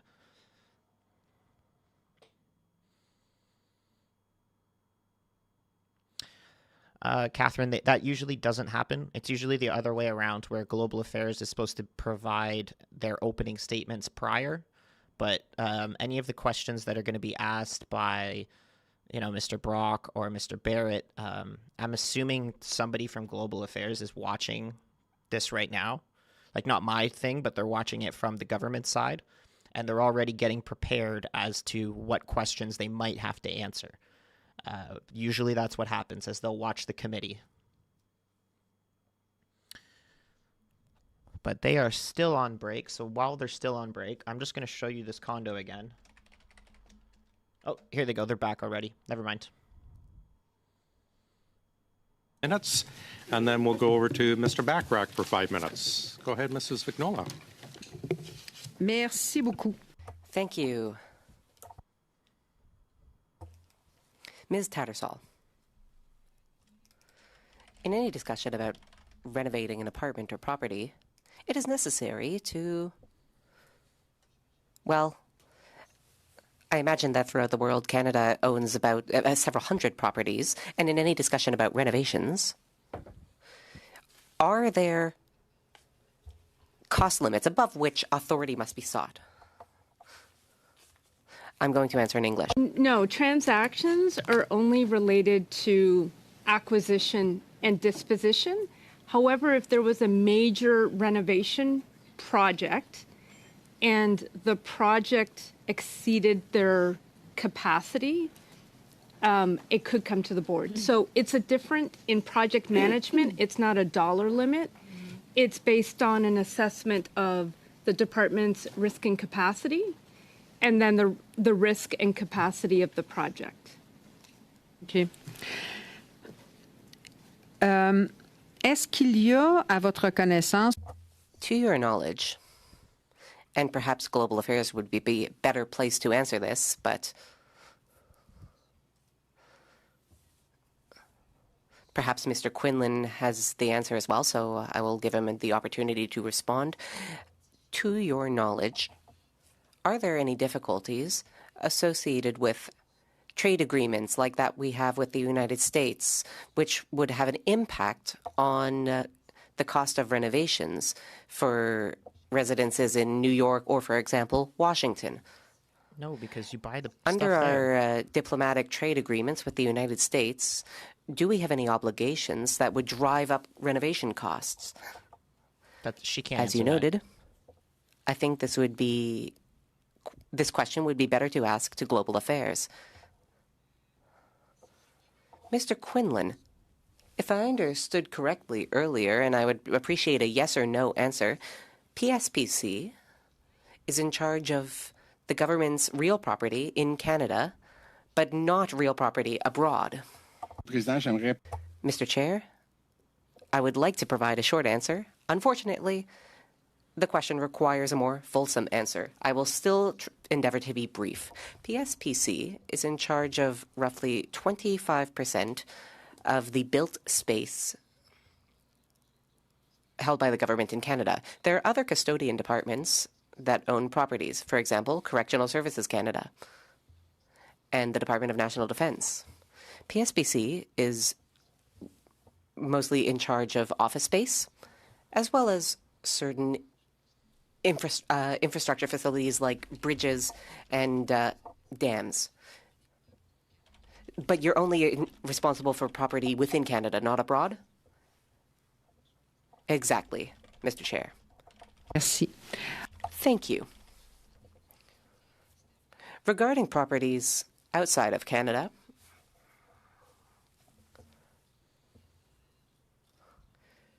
would those be held by Global Affairs solely, or are there other departments holding property abroad?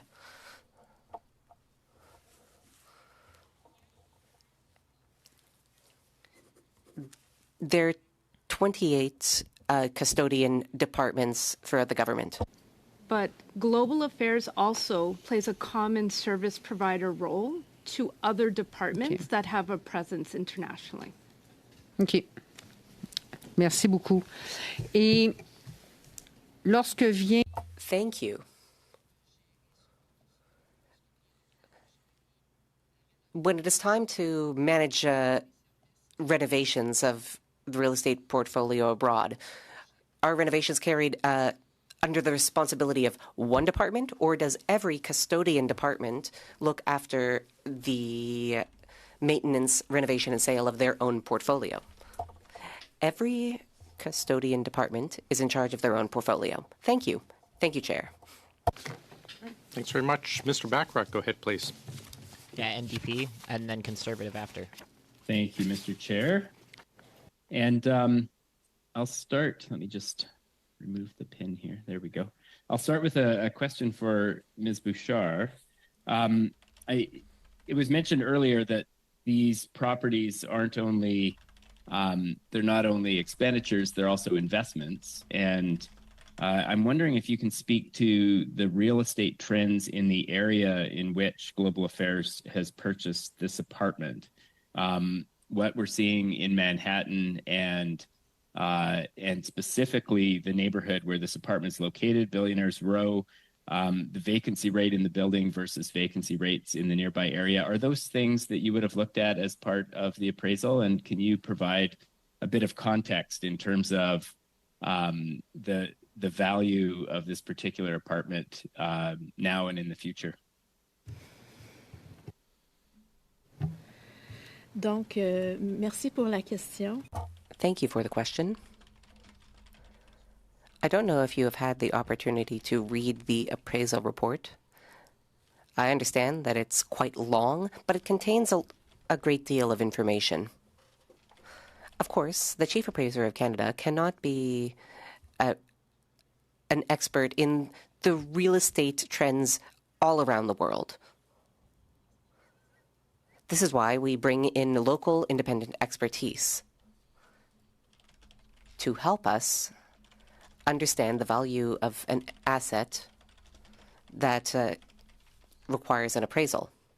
The data that I have on Manhattan,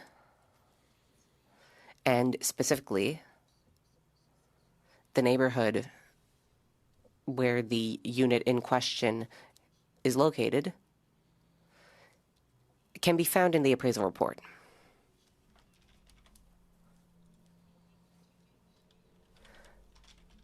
I have not sought out a second opinion on the real estate trends in that market. My understanding, based on the market analysis carried out by the independent evaluator that we brought in,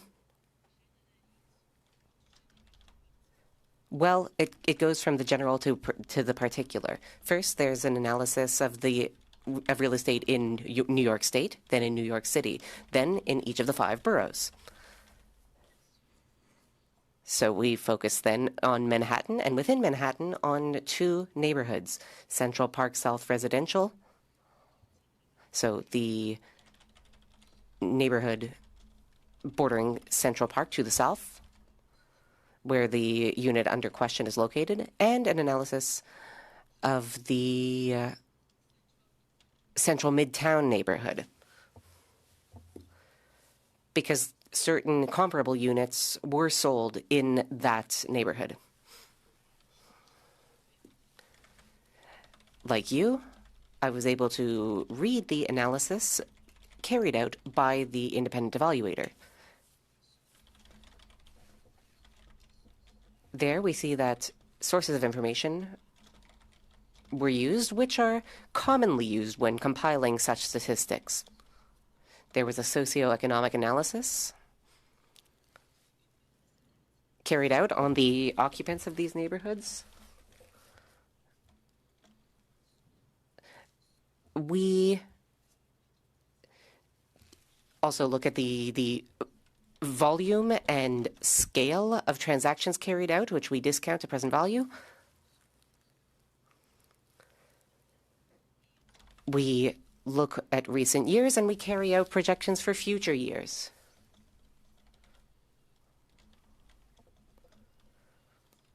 What we see is that the market seems to be behaving differently for condos versus co-ops. As such, analyses were carried out for each of these segments of the market individually.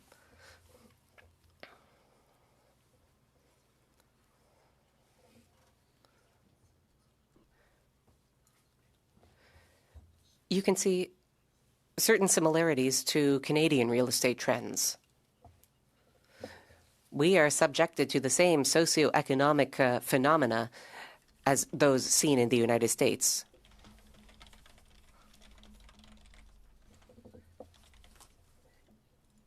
In Manhattan and in the neighborhood. There's not set to be a major increase in population, maybe something minor over the next 5 years. Also in the report, well, I don't believe we have anything on vacancy rates. OK, désolé. Sorry, I'll stop there.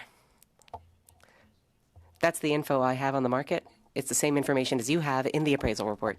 Thanks. Mrs. Block. Thank you, Chair. I have 5 minutes. I'll keep my questions pretty tight because I do want to share my time with my colleague, Mr. Genuis.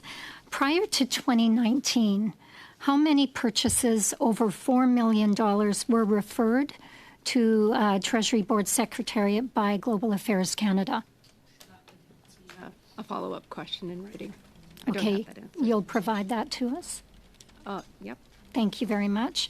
Between 2019 and 2022, how many requests were received by Global Affairs Canada to Treasury Board Secretariat over $4 million before the policy changed?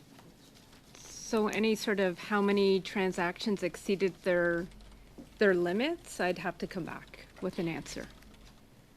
So in essence, a policy was changed in 2022, but you don't have the numbers to give us to demonstrate perhaps why the limit had to increase from 4 million to 10 million. So two separate things. The transaction limits are reviewed on a regular basis. Right. And then the policy was updated. Those two weren't tied.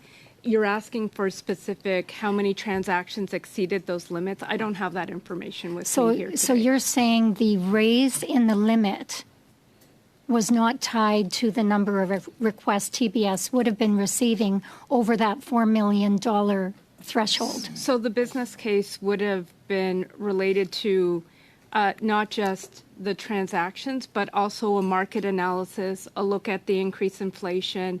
It also was substantiated by a review by Global Affairs of 23 markets and what the average price of acquisition was for it. Okay, thank you for that. Many times you've indicated that TBS did not or does not have eyes on the real property purchases under the threshold of 10 million, and that Global Affairs actually has to be able to demonstrate due diligence in following the framework that has been given to them for the purchasing of real property. Who do they demonstrate that due diligence to? So within a department, accountability rests at the deputy head. And at then the deputy minister level? So the deputy head, yep. And the deputy head under the current policy will appoint a senior designated official responsible for real property. And they will set out their real property management framework. So when GAC is here, they could outline what their framework is and their delegations and their governance. But they basically demonstrate due diligence to themselves. Nobody else has any role to play in actually assuring that Global Affairs Canada is following due diligence. So part of the external element is the appraisal that is provided by an external party. Thank you. I'll turn my time over. Thank you, Chair. In terms of cost to taxpayers, it's important to underline that we haven't sold one residence and purchased another. We currently have 2 Consulate General's residences in New York, each of which have very substantial carrying costs. Tom Clark was apparently so keen on a new luxury condo that they bought that condo before even listing the existing property with no guarantee that it would sell at an acceptable price. In general, as it relates to the Treasury Board policy, would you say it's a best practice to secure a buyer for the first property before purchasing the second?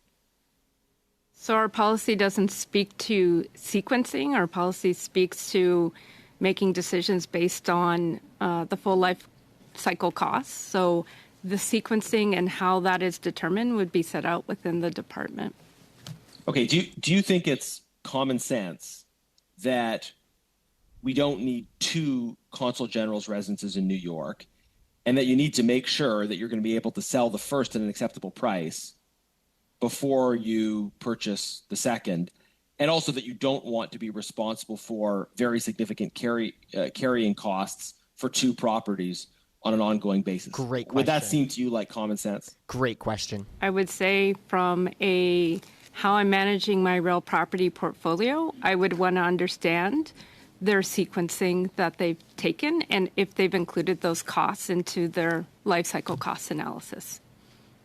Right, but just from a common sense perspective, though, I mean, most people that are pinching their pennies, we're going through a cost of living crisis. Many Canadians can't afford homes at all, but most people don't go out and purchase the second home before they've begun the process of selling their first home because they don't want to be on the hook for the costs associated with owning two homes at once over a long period of time. And again, this first property wasn't even listed until last week, essentially immediately before these committees were starting. Shouldn't the government of Canada apply these common sense, real world insights to their decisions around real property? I think I would want to understand from GAC officials when they started the process to ready the property for disposition and how that figured into their strategy around the replacement of the official residence. Thank you very much. All the way from sunny Windsor, Mr. Kuzmierczuk. Thank you very much for that enthusiastic introduction, Mr. Chair, and very accurate. 99.99% of the questions that I have are actually directed towards GAC because GAC holds pretty much all the cards and all the answers to the questions that we have here. Get rid of your time. I do have some questions to pose. I wanted just to begin by setting a little bit of background here. As I understand it, Government of Canada manages 6.9 million square meters of real property. So about 7 million meters of real property. Is that, am I in the ballpark here? Mr. Chair, I can answer that question. That is accurate with regards to the PSPC portfolio, speaking to office space. So out of that 6.9, you have roughly 1 million square meters of special purpose space, warehouses, etc. And then you have another 6 million of general purpose office space. Out of that 6 million, you have embedded special purpose space, so not always pure office. But that is the PSPC portfolio. Speaking to the Government of Canada portfolio, I believe the number is more in the neighborhood of 23,000. So PSPC's share is roughly a quarter. Okay, so 23 million you're saying. Okay, so apologies for lowballing it significantly. Is it fair to say that the Government of Canada has experience in the area of managing real property? I think that it would be fair to say that the Government of Canada has experience managing real property. That being said, of course, I can only speak to PSPC's portfolio. Okay, I wanted to talk about some of the protocols and rules around the management of real property, including the directive on the management of real property, which states that acquiring property must be done in a manner that is fair and aligns with commercial real estate practices. Is there any reason that you have to suspect that this part of the directive was not followed? Is there anything from what you've read, followed, that says that part of the directive was not followed when it comes to it being fair, the process being fair, and aligning with commercial real estate practices? He's already answered that question. Answer that question. When we talk about fair, we talk about the fact that they looked at options based on the requirements, that there was a process to identify all properties, that they did market testing by engaging a broker, that they undertook an appraisal, and by aligned with commercial real estate practices, it would mean that they followed the legal due diligence process, the commercial practices in New York. What I know from what's been submitted to this committee is that they undertook an appraisal, that they engaged a broker, and my understanding from talking with officials at Global Affairs that they undertook a financial analysis of the options. That's what I know. So is there any evidence from what you've seen to tell you that this part of the directive was not met? Is there any evidence that you've seen? Given that the only information I have is what's been publicly available, I can only rely on what has been submitted to this committee. Okay, so you haven't seen any evidence to the contrary that would contradict or violate the directive? From what has been submitted, no, but I think the part of the evaluation of this committee is to make sure that GAC followed the policy, and I think that's for sure. We'll follow up purpose. with GAC tomorrow, but today I just wanted, from your perspective, the directive on the management of real property highlights sound stewardship. Based on what you've read and seen, is there any evidence to say that that sound stewardship has not been followed? I really do think that's a question for global affairs officials. They have the details of the transaction. I don't have access to all the details. What I have access to is what's been provided to this committee. Right. I'm just asking you based on what you've seen. Based on what you've seen, has sound stewardship been followed? This guy's questions from what you've suck. seen. I appreciate the question. I really do think global affairs officials need to answer that question. All she does is appraise. Thanks very much. Man. Okay. We'll go to you, Mr. Brock, please. Mr. Brock, let's go. Is a feasibility study mandatory for the repair, renovation, or purchase of a diplomatic or official residence pursuant to Government of Canada policies? Now you're testing me, but I would say if you're making a renovation, you would undertake an analysis, like it would be a project. So you would do the normal pre-project definition options analysis before you would get into the actual implementation. So in relation to the existing property owned by the Government of Canada at 550 Park Avenue, before the decision was made to purchase West 57th, was a feasibility study prepared in relation to that transaction? I don't know the answer to that question. That would be something that GAC officials would be able to answer, what they looked at in terms of the renovation cost. Can anyone on this panel weigh in on that answer? Anybody? No? Okay. So in your opinion, Ms. Tattersall, would it be GAC who's responsible for the creation of a feasibility study if one was done pursuant to policy? So yes, as the real property custodian, they would be responsible for looking at any sort of options analysis before undertaking a renovation. Thank you. I know that there is a talking point that the purchase of the new property is smaller, it was more economical for the taxpayer, but very, very light in terms of details. I know the current property, the new property, is just under 3,600 square feet. What was the square footage of the property on Park Avenue?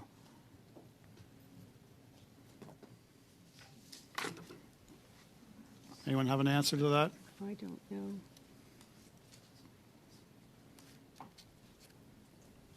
So, thank you, Mr. Chair, for this. Oh, Thank you. Sorry, Mark. I'll defer to my colleague, Director General. Go ahead, Linda. Thank you, Mr. Chair, for the question.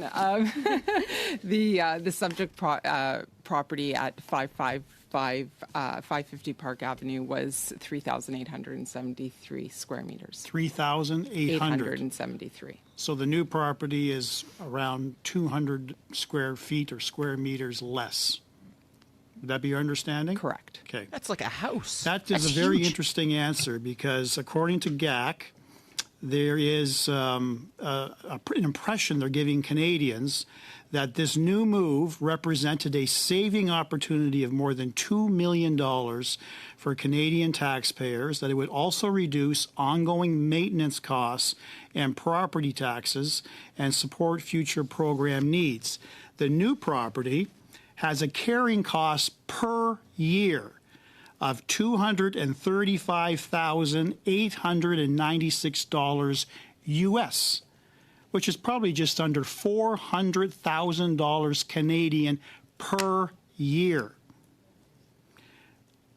Specifically, taxes, $10,000 US per month, Monthly common charges, just under $9,600 US per month. Does anyone have any information with respect to the taxes and carrying costs on Park Avenue? Anyone? No, I don't have access to those. I don't think PSPC would either, but I would expect that when they did their life cycle cost analysis, that the operating costs of both properties would have been taken into consideration. The annual cost for this new property is more, and we just heard one of our colleagues from Fredericton, New Brunswick, is more than the actual purchase price of properties in her hometown. Do you not think this is a real problem with the government of Canada, that the taxpayers, we are paying out over $400,000 Canadian per year just to allow Justin Trudeau's buddy to live in luxury in Manhattan? Is that acceptable to you as a taxpayer? Not only are you civil servants, you're taxpayers. Is that acceptable to you?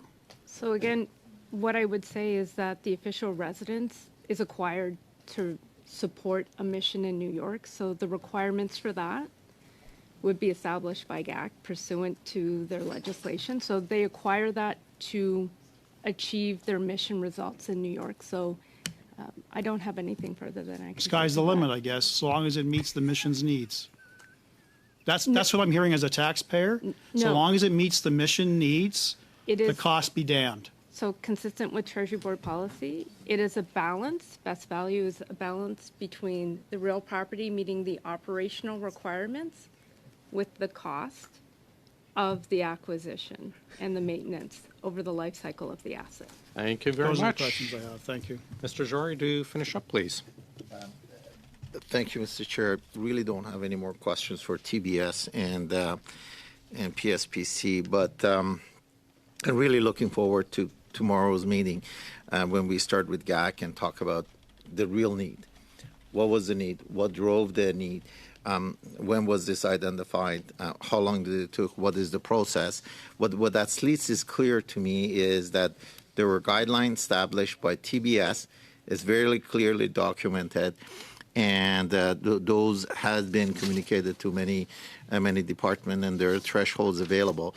It is our job tomorrow to ask whether those were followed and question on that one. When I look at the document that's provided, 21 different properties were looked at least 12 of them looks like they're within threshold or below the threshold. And it looks like from the document that's provided, the choice that was selected, at least it's the cheapest one. And it yields the lowest dollar per square footage among all the choices. The questions around the previous residents, I think it's a valid question for us to get an understanding. Based on the document that's been given to us, it looks like the carrying cost, the difference between the carrying cost and net present value over a period of time yields at least $7.4 million in saving, which is equivalent to the price of somewhat close to the price of the condo. Those are the good questions that we're going to look forward asking, and and we'll be asking around the guidelines around valuation, both from the previous as well as the new. And probably it's a good question to ask, as far as sequencing, whether the cost of the sequencing were taken into account when the total net present value were calculated. So really, thank you, TBS, thank you, PSPC, for coming in and highlighting the guideline and your role into this. We're going to have a lot of good questions to ask GAC tomorrow. Thank you. Great. Thank you, Mr. Jory. Before we break up, there was a question of Ms. Vignola's earlier request about the appraisal. Correct me if I'm wrong, but I think everyone's agreed that we'll ask for the appraisal. It'll come to the clerk, the analysts, and the MPs and associate MPs. Yes. Is that correct, everyone? Yes. Associate MPs specifically, like my colleague. Yeah. I'm hearing no over there. Associate MPs. Could you just... Okay, while the Liberals are redeciding, and Ms. Vignola, go ahead, Ms. Vignola. Say what? Je sais pas si. I don't know if time has done a number on my ears or if I just missed a few words, but what I'm hearing is this would be for MPs and then associate members, non-associate members, only committee members? Okay. MPs and associate members only, no staff. Right. Okay. Yeah, that's it. Okay. And I'm acknowledging that Michael and Larry are associate members. They've been in this committee. So we're fine with that? Great. Ms. Bouchard, I started asking before, is it right now, is the appraisal only in English, or is it English and French? Le rapport d'évaluation est The appraisal is only in English currently. Wonderful. I think the committee was asking for it within 21 days, so consider that ordered. So we'll expect that to the clerk within, 21 days of whatever noon is, 21 days from now. Thank you very much. Just one question. Yeah. There seems to be. Can we get clarification? It's the clerk of the committee or the law clerk that we're sending this to. Traditionally, what we've done. Traditionally, we've sent it to go to the clerk, and she will send it to the analysts and the MPs. Okay. She will no. Well, we will go to your office to review it, not send it. No, my understanding was going to go to the MPs. Is that not what was agreed? No, it was agreed that we will go to your office and we'll review it over there. J'avais en effet compris qu'on irait au. I also understood that we would go to the office with no notes, no phones, so that we could look over the documents in person. I understood that as well. This would ensure confidentiality and would also ensure that no leaks. That's how I mime it, leaks.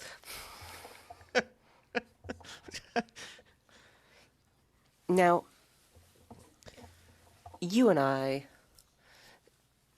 have no doubt sold a property in our lives or known someone who has sold it. And there's a question of the municipal assessment versus the sales price. Everyone, of course, hopes that they will sell at a price that exceeds the assessment. That's what we hope for in this case as well. But if info gets out that one person doesn't care about a certain renovation, but another person really wants it, that could feed into the negotiation process for this sale.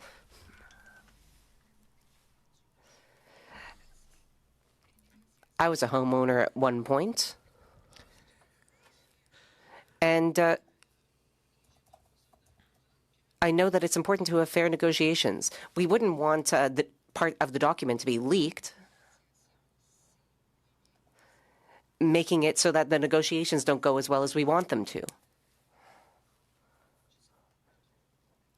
I don't know how much the apartment is worth based on its size, based on its old money status on Park Avenue, based on its heritage nature. I imagine it would have a pretty high value. But I would be very uncomfortable if a leak got out, which influenced the negotiations about the price of the apartment. That is why we really need to make sure that confidentiality is respected. And that, in turn, is why I believed we had all agreed that we would look at the document in person in the clerk's office. Okay, that was a long time to get to that point. We'll include members who tend to come to the committee, even if they are not permanent members. And this would happen when parliamentary proceedings resume, because 21 days is not a lot of time. This will give us the time to really go over the document. This was my understanding of the deal reached. And that, quite frankly, is what I would like to see happen so that we can avoid unintentionally influencing negotiations one way or another. Sorry. Thank you very much, Mr. Chair. And I do recognize the committees have the ability to set these sort of terms by which we would want to receive this information. I think it's highly unusual that when we call for production of a document that was referenced to by a witness, although several times the witness stated she could not speak to the particulars of the appraisal report, she did at times assume that we have seen it in some of her responses to Mr. Bacharach's questions. So we haven't seen the document. We've asked for the witness to produce those documents for the committee members only, and those who have been serving on this committee on a regular basis throughout some of these studies. I feel it's highly unusual to infer that members of Parliament would leak these kinds of documents for any purpose. We receive confidential documents all of the time. We have in the past in this committee. We've made sure that it is understood that when we are receiving these documents in confidence, we will not speak to them in committee. We've had those kinds of agreements at the head of receiving documents that are sensitive in nature, and requiring members of Parliament to visit the office of another MP in order to look at documents that they've been charged with being good stewards over to begin with. I mean, we deal with confidential information every day as a member of Parliament, and I think it undermines our integrity to insist that this document would not be held in the strictest of confidence by the members of Parliament who are serving on this committee. Thanks. I saw your hand up, Mrs. Vignola, then Mr. Jory. Bonjour, merci beaucoup, Monsieur le Président. Thank you, Chair. I would like to correct a few things here so that we can all be on the same page. We wouldn't be going to the office of another MP to see the document. It would be the office of the clerk. This is what is done regularly in Parliament. Yes. A second point. The appraisal report that Ms. Bouchard referenced today was the one that we did receive this week. It was 97 pages, plus some more pages of letters from Global Affairs. It was the appraisal report on the 57th Street residence, the new residence. What we are currently asking for is the appraisal report for the former residence, which is currently up for sale.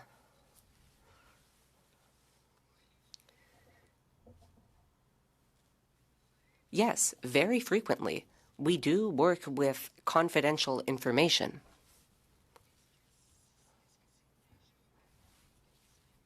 Okay, we get it. Just get to your frickin' break. Has confidential information been leaked to the media in the past? Well, in the past there have been a few surprises, I'll put it that way. To be polite about it. When we get documents by email, I mean, I keep my personal email and my MP email separately. No one touches my personal emails. My employees know that well. I need to know what my constituents are saying, whether they're in a good mood, a bad mood, what they think about a given act. I would certainly not want an employee wishing to help me manage my emails to accidentally stumble across a confidential document. But this is how I manage my emails. I don't know how everyone does it. I don't know how things work in other offices. I'm not about to say that my colleagues can't be trusted. No, on the contrary. I know the way I do things. No one goes into my emails. I'm normally a permissive person, but when it comes to my emails, I'm very controlling. Very. I don't know if that's the case for everyone. It is in that perspective that I have certain concerns about a possible leak. That someone might accidentally come across a document and that person might not be entitled to view it. This could happen for any number of reasons.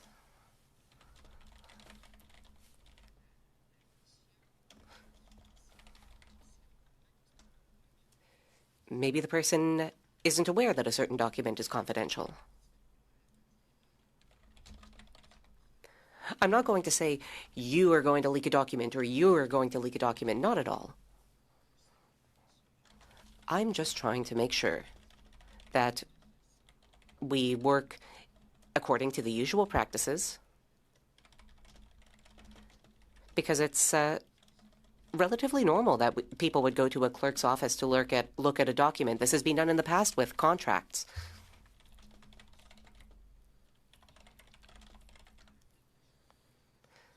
The last thing I would want would be to insult anyone. That's not how I do things. That's not how I'm going to do things.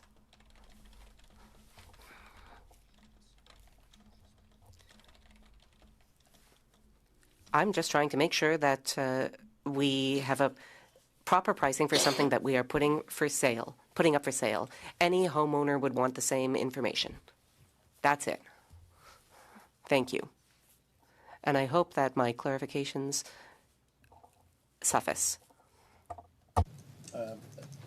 Thank you, Mr. Chair. Just wanted to confirm that my understanding of the conversation we had is exactly what Julie just reiterated.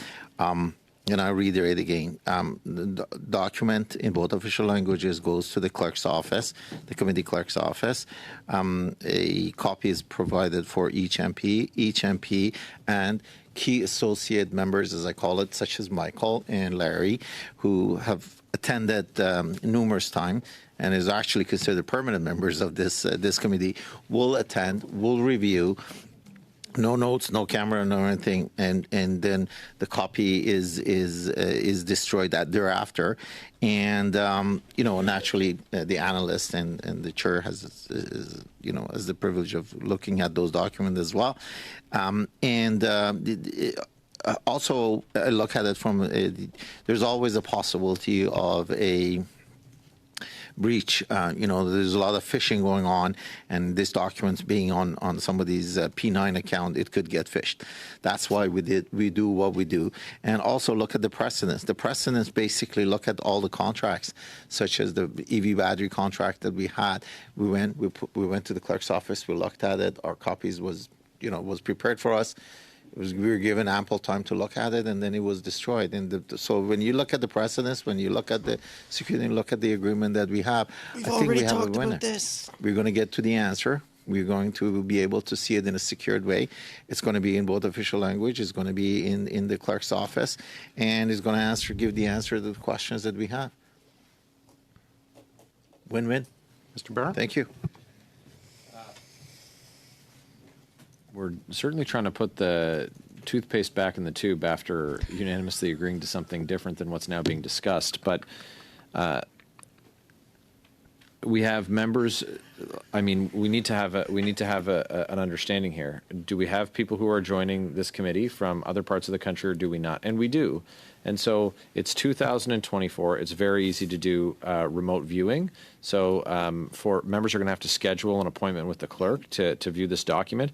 They should be able to do that from their secured House of Commons devices, where she can display the clerk, or the clerk acting in her place can display it on her screen and share that screen with members. That technology exists within the enterprise solutions that the House of Commons uses. So it's not 1995. We don't need to walk over to the clerk's office and read what got faxed over to her. It's going to get emailed to the clerk. So if members are worried about phishing, it's been emailed all around government email addresses, and it's going to be emailed to the clerk. If it's only members of Parliament who, again, can't be trusted, I have a lot more confidence in my colleagues than it seems that other members do. But it is what you said, though. You said that you were worried about it being being phished.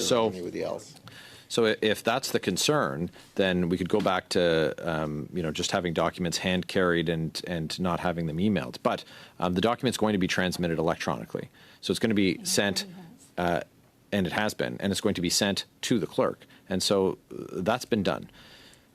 We should be able to view it. Members, there are members in a variety of circumstances that they've been permitted to join electronically. I won't enumerate what those reasons are. They should also be able to access this document from where they're able to access this meeting. So that technology exists. So we can let this go, though it's absurd, if we can enable members to access the document remotely through the clerk. Simultaneously, then I think that satisfies all of the concerns. As though I don't agree with with the arguments that have been proposed. This would allow for all members to be able to see the documents from wherever they were joining the meeting from. Chair. Mr. Brock.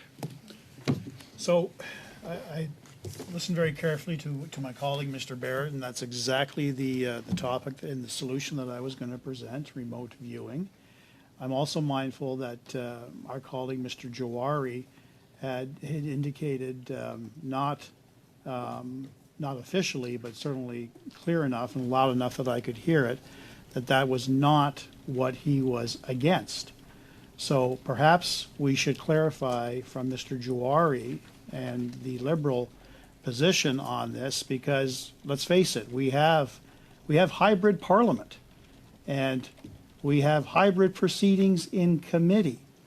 To deny a remote member who chooses because of life circumstances or distance, my colleague Mr. Genuis has some personal issues.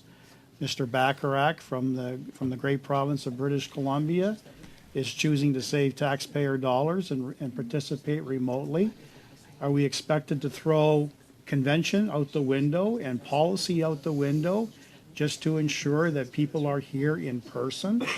I think Mr. Barrett's solution is a sound one, and I hope that Mr. Jawari would think that would be an appropriate solution, an exception to the rule that he's proposing. So perhaps I'd like to hear from Mr. Jawari as to those members, whether they be permanent members or associate members who participate on a regular basis at the mighty OGGO, whether they can participate remotely to review the document. Just a point of order, Chair. I'm going to take the floor. Just with respect to Mr. Brock's comments and Mr. Genis's issues, I'd like to congratulate our colleague Garnet and his wife Rebecca on the birth of their 6th child, and that as good a reason as any to not join us in person. So Isidore, Carlo, Richard, Genis. And I think that I just want to congratulate Garnet and thank his wife for letting us borrow Garnet for a couple hours today while we deal with this important issue. Here you are. Thank you. Yes, congratulations to your family, Mr. Genuis. I think you being with us is more of an issue for us than the new baby being an issue. But colleagues, I had put this issue forward as looking for a UC for it. We don't have it, so I am going to suggest that perhaps someone put it forward as a proper motion for the next meeting, and we can perhaps work out some arrangement before then. I would have to agree with some issues brought up. It's unfair to Mr. Bacharach, Mr. Genuis, anyone else who is not coming in person to not have access to it. So perhaps we can get it as a proper motion for. I'm going to adjourn, Miss. Go ahead. J'ai une toute petite question. I have a small question. I just want to check something.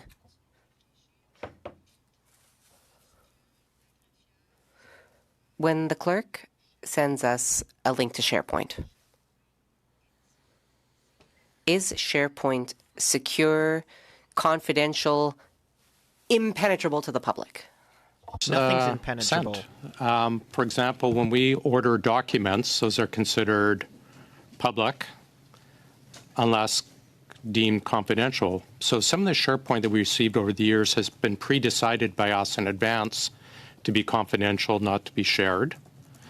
Others, if it's too large to do the usual PDF and it's done as a SharePoint, if it's an order for documents, they're considered public. But for example, she could send by SharePoint or PDF that. But as I said, thank you, witnesses, for appearing today. Mr. Quinlan, thanks for being here virtually. We are adjourned. Okay, so that's it. They were going to go on break, and they were going to kind of just do another round, but I guess because they wanted to pass that motion there, and they didn't get UC, which is unanimous consent, to do so, they're just gonna do tomorrow. So let me see what time they're on at tomorrow. We're going to go live again tomorrow. It's supposed to be the same time, but I remember hearing during the committee that they're going to try to do 9 a.m. So basically that's it for today for us. I'll be live again tomorrow. It'll either be a couple hours, 2 hours before now, or it'll be at the same time. And it's going to be much, much better because we're going to get actual Global Affairs Canada there, and they're going to be able to speak on exactly the merit of this $9 million purchase, why the heck was it done in such a weird way right after a new hire, and why is Justin Trudeau's buddy getting such a luxury condo when other Canadians are struggling. So tune in tomorrow, guys, and have a great rest of your day.